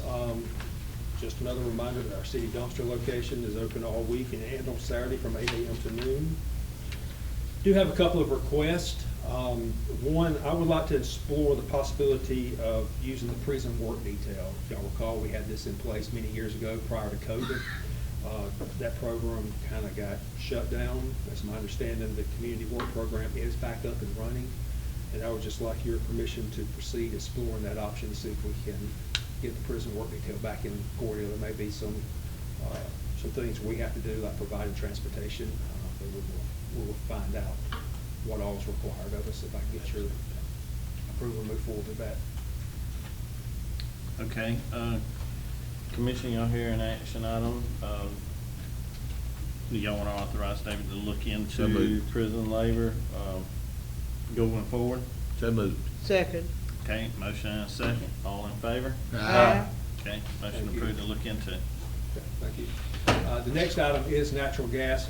As we heard from Eric earlier, this is a prime opportunity to fill our reserves.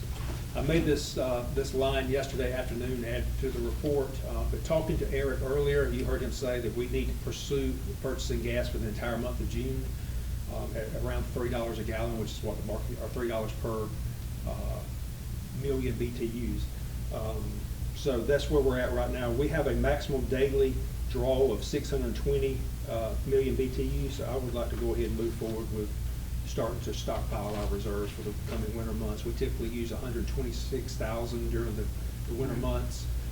Between what we have on hand right now, which is around 4,000, we have a guaranteed prepay of 60. That still leaves us about 60,000 shortfall that we'll need to cover us from November through March to keep from having to pay the high winter rates. So we'd like to move forward with doing that as well. Okay, Commission? So move. Okay. Second. You got a motion and a second to proceed with going ahead and trying to stockpile gas. Okay. All right. Thank All you. in favor? Aye. Thank you. And this is a reminder, the GMA annual convention, for those of you that are attending, is June the 6th to June the 20th, I'm sorry, June the 30th in Savannah, Georgia. And before I wrap it up, I just want to say, heard some accolades this morning for the police chief, for IT, for Mr. Smart. I just want to say each and every one of these men and women out here, sitting out here, these department heads, superintendents, they do an awesome job for you guys. I was talking to someone the other day and they said, oh yeah, they work for David. I said, no one here works for me. We work together. And it's an absolute pleasure working together with these men and women. And they're doing a fantastic job. So I just want to say thank you to all of them for what they do. And that's all I have, unless you have any questions. Okay. Commission, y'all have any questions for interim? No question but a comment to David. Thank you for being my chauffeur, for getting me to River Valley Legislative Luncheon. We were represented, the City of Cordele was represented by our mayor, our city manager, myself, and we were so happy to see our representative, Carden Summers and Noah Williams. So we were well represented on the city level. And the county was there as well. Southwest Georgia United was there. Grant Buckley was there. We had a great representation from the whole county. But I'd like to say thank you to the City of Cordele. Thank you. And I enjoyed my ride with Ms. Vesta as well. We told some stories back and forth. She tried to get me to stop at That's the my bottom. chauffeur. I told her we could not do that. We had to get back to work. Oh, we did tour the some of the areas in Cordele on our way back. Right. We did the ADS service over here on Nesbitt Hill area. He even took me to the animal. I wouldn't get out because I'm scared of dogs. He took me out to the animal control area. I've been out there years ago, but it was something to do in our city. We saw where the rail has been added onto ADS. I mean, so it was a good outing together. Rode to the state park. Oh yeah, we went to the park to see the improvement out there. He gave me a tour. So anybody want to ride an old lady, I'm ready, okay? Driving Miss Vesta. Driving his vessel. And the Quay Walker appreciate. Oh, it was excellent, everybody. I even danced with George and JoJo. They were holding me up to keep from falling. Boots on the ground when the rock came out. Oh, that's when they shaking the leg. It was much fun, y'all. Y'all missed a great day out there. The rain didn't stop us. We was out there in the rain, puddling like little children. Thank you, Rick, for being there and for representing the city when we are not there. I mean, I saw you and the babies, loving on the babies. It was just a great day, everybody. It made me a little nervous with so many people, because I don't do crowds well anymore. And I'm sort of scared of little people sometimes. I'm fall for attention, you know what I'm saying? But there was the greatest bunch of people. And the food was excellent. The children it was just exciting to see so many children excited. And the parents and the grandparents was cooperating. It was a great day, even in the rain. Mm-hmm. Thank you, Cordele and Chris County, for welcoming Quay Walker home. Absolutely. And All also, right. you have my update on the back of my report as well. If you have any questions about that. I text you my other problem. I don't like to discuss there. You know how I do. Okay. I'll reply back to you. Okay. Thank Thank you. you. Thank you. Okay. City Attorney's report. Mr. Mayor, if it pleases the commission, I'd like to have an executive session on litigation. On litigation. Yes, sir. Also personnel. Right. Okay, so, y'all heard the city attorney's request, is there a motion to go into, executive session for litigation and We personnel? still have 2 items that were added to the agenda that need to be covered. Oh, yes, Oh, you're right, okay. thank you very much. Okay. Let me back up, on the agenda item, the number 4, the BZA and planning board discussion. Okay. I I wrote was that. just just blow that up. Y'all didn't give me my chance. Okay, Go I off wrote there. that in the wrong spot, sorry about that. No, that's fine.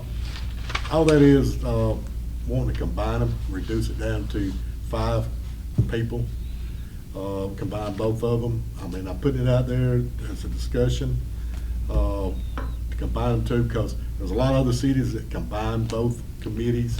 It works very well for them, Jessup, Douglas, Carsville, some of them that come off the top of my head. And it would reduce our people, then, pay them like $40 per meeting to come and per scheduled meeting, okay, so they can't call them and make a killing every day. But, I'd like to put that out there for y'all for discussion on what y'all's views on, what's your thoughts on combining the two. Or we could do away with the BCA, okay, and we do it as a commission and look at the variances and everything. There's a lot of other places that do that. Most of the places that I've done that for, that's what happened. The decision, the authority of the BZA went to the city council or city commission. And my guess is you would be happier with that because the Board of Zoning Appeals makes some final decisions on things. And there's no review by the city commission. So my guess is what we would do is just delegate those duties to y'all. But why don't you let me draft something up about that? I would say this is not a simple process. It's a text amendment to your zoning code. So it requires some time. It would have to be sent to the planning commission. They would have a hearing, and then it would come back here, you would have a hearing, and then you would vote on it. So it'll take a few weeks. So my question is, how do y'all feel about making decisions on variances and, signage? And, you know, how do y'all feel about making those decisions instead of letting some unelected body make it? I'm with you on that. I think we ought to do it and let's be done with it. We need to change it and fix it and Well, do it hopefully ourselves. it would ultimately be fixed when you do the rewrite. Yeah. Right. But you're talking about doing something in advance of that.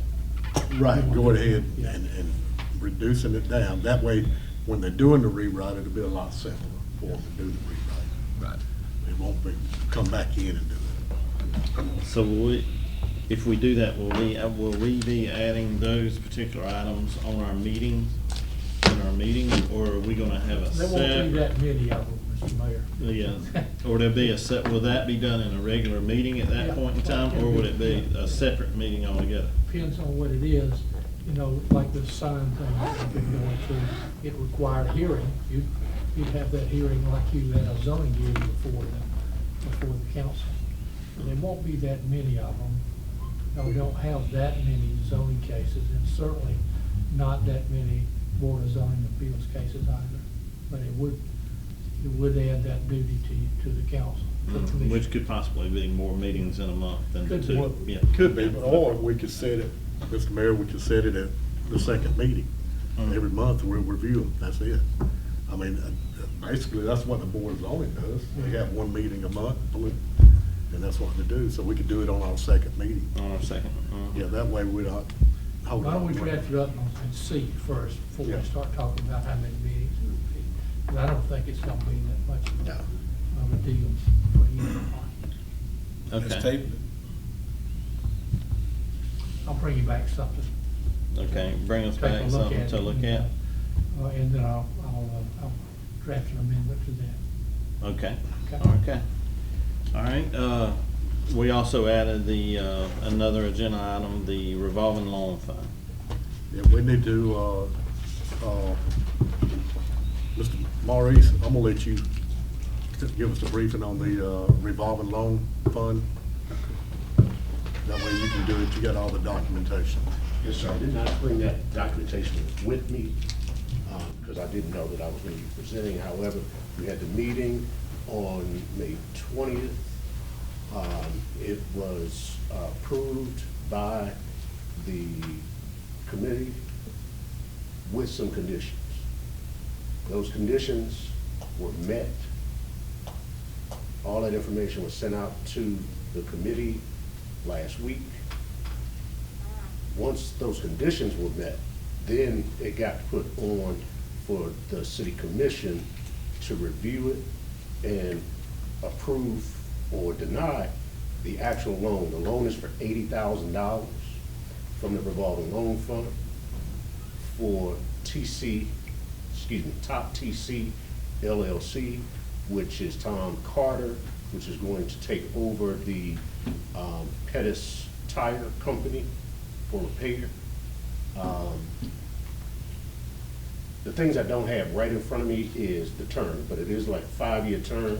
We put in for working capital only and things like that. So again, I mean, if I need to go get it, I can bring it in. I did submit it to everyone that was on the committee. So what I would, at this point, because the committee made the recommendation for approval and all of the conditions, there were 4 conditions, those 4 conditions were met, then it now goes before you for approval. Now, I'd like to add to it, on that, for collateral, he is placing 2 rentals and a second lien on Pettis. And what? Second lien on Pettis. 2 rental Would be properties. second. Okay. You know, there's another one is first. But the two houses alone would one stand for it. And the committee unanimously agreed that he'd be good for it. He met all the requirements. He'd meet all the requirements. So, we need to move on, move forward with it. This also helps us with the DCA requirements. Yes, with the 2 extensions that we had. I also submitted the rewrite of the updated plan. We provided not only a narrative, but also bulleted versions of the narrative, so that whoever gets it, sometimes people are better with narratives, sometimes people are better with bullet points. So I've submitted that to the revolving loan committee. Once we get a final approval, and I did that yesterday, so once they have reviewed it, now they've had 2 versions, and there were some adjustments and corrections that were needed, but they had the basic part of that about a week ago. And then we just made some adjustments. We took some things out, like some real estate interest payments that really would not be relative to that, but it was in the document. So once they approve that, then we'll have a finished document that we can forward to DCA for their approval, along with an approved loan, which then would more than meet the requirements that we have by June the 26th for compliance. So June the 26th was when we needed to. We need to have those 2 items at least addressed. Okay. And if they're approved, then not only did we meet the obligation, but we've also moved forward with helping a new business, or a new business owner here in the city using revolving loan fund. Okay. Commission, y'all heard a presentation from Mr. Hill, and the extension deadline is June the 26th, that we need to have some of this met by. Is there any motions? I'll make a motion that we. Second? Okay, so we got a motion and a second to approve? Yes, sir. Approve the revolving loan. Okay, all in favor? Aye. Okay, motion approved. Thank you, I'll notify Al. All right, thank you. Okay, back to the city attorney's report. There was a request to go into executive session for litigation and personnel. Is there? So moved. All right, we got a motion. Is there a second? Second. Okay, motion and a second. All in favor? Okay, going into executive session. Is there a motion to come out of executive session? So moved. Second. Got a motion and a second. All in favor? Aye. Okay, back in regular session. Okay, fire chief, you got something you wanna say about the, truck? Well, I give you details if you want details. We put it We surplused it, put it on Gov Deals a year ago. We had one bid that was for $5,000, but at the time, this is a 37-year-old truck. At the time, it would crank, even though it was missing 2 cylinders and it was blowing oil. It won't crank anymore. We're a year later and it's just been sitting there. The guy's still interested. He won't go 5. He had gone as high as 7, just trying to get somebody to buy it, and the commission would not buy it. He's at 4,000. He'll send a wrecker, haul it off. He's taking it to Dallas. Call him. Okay, that's a motion to sell it. So move. Yeah, Okay. second. Motion and a second, all in favor? Aye. Okay, thank you. Are there any other items from the? Oh. I'm assuming he's going to have to bring a check, just make it to the city of Cordele. How do we handle that? JoJo Wright. That's Yeah, go ahead and make it JoJo. Yeah, right. yeah, make it to the city. Okay. Okay. Get him out of here, man. Okay. He'll be Thank gone. you. He'll be going out. Anything else from executive session? No. Okay. I'll entertain a motion to adjourn. So move. Second. Motion, second, all in favor? Aye.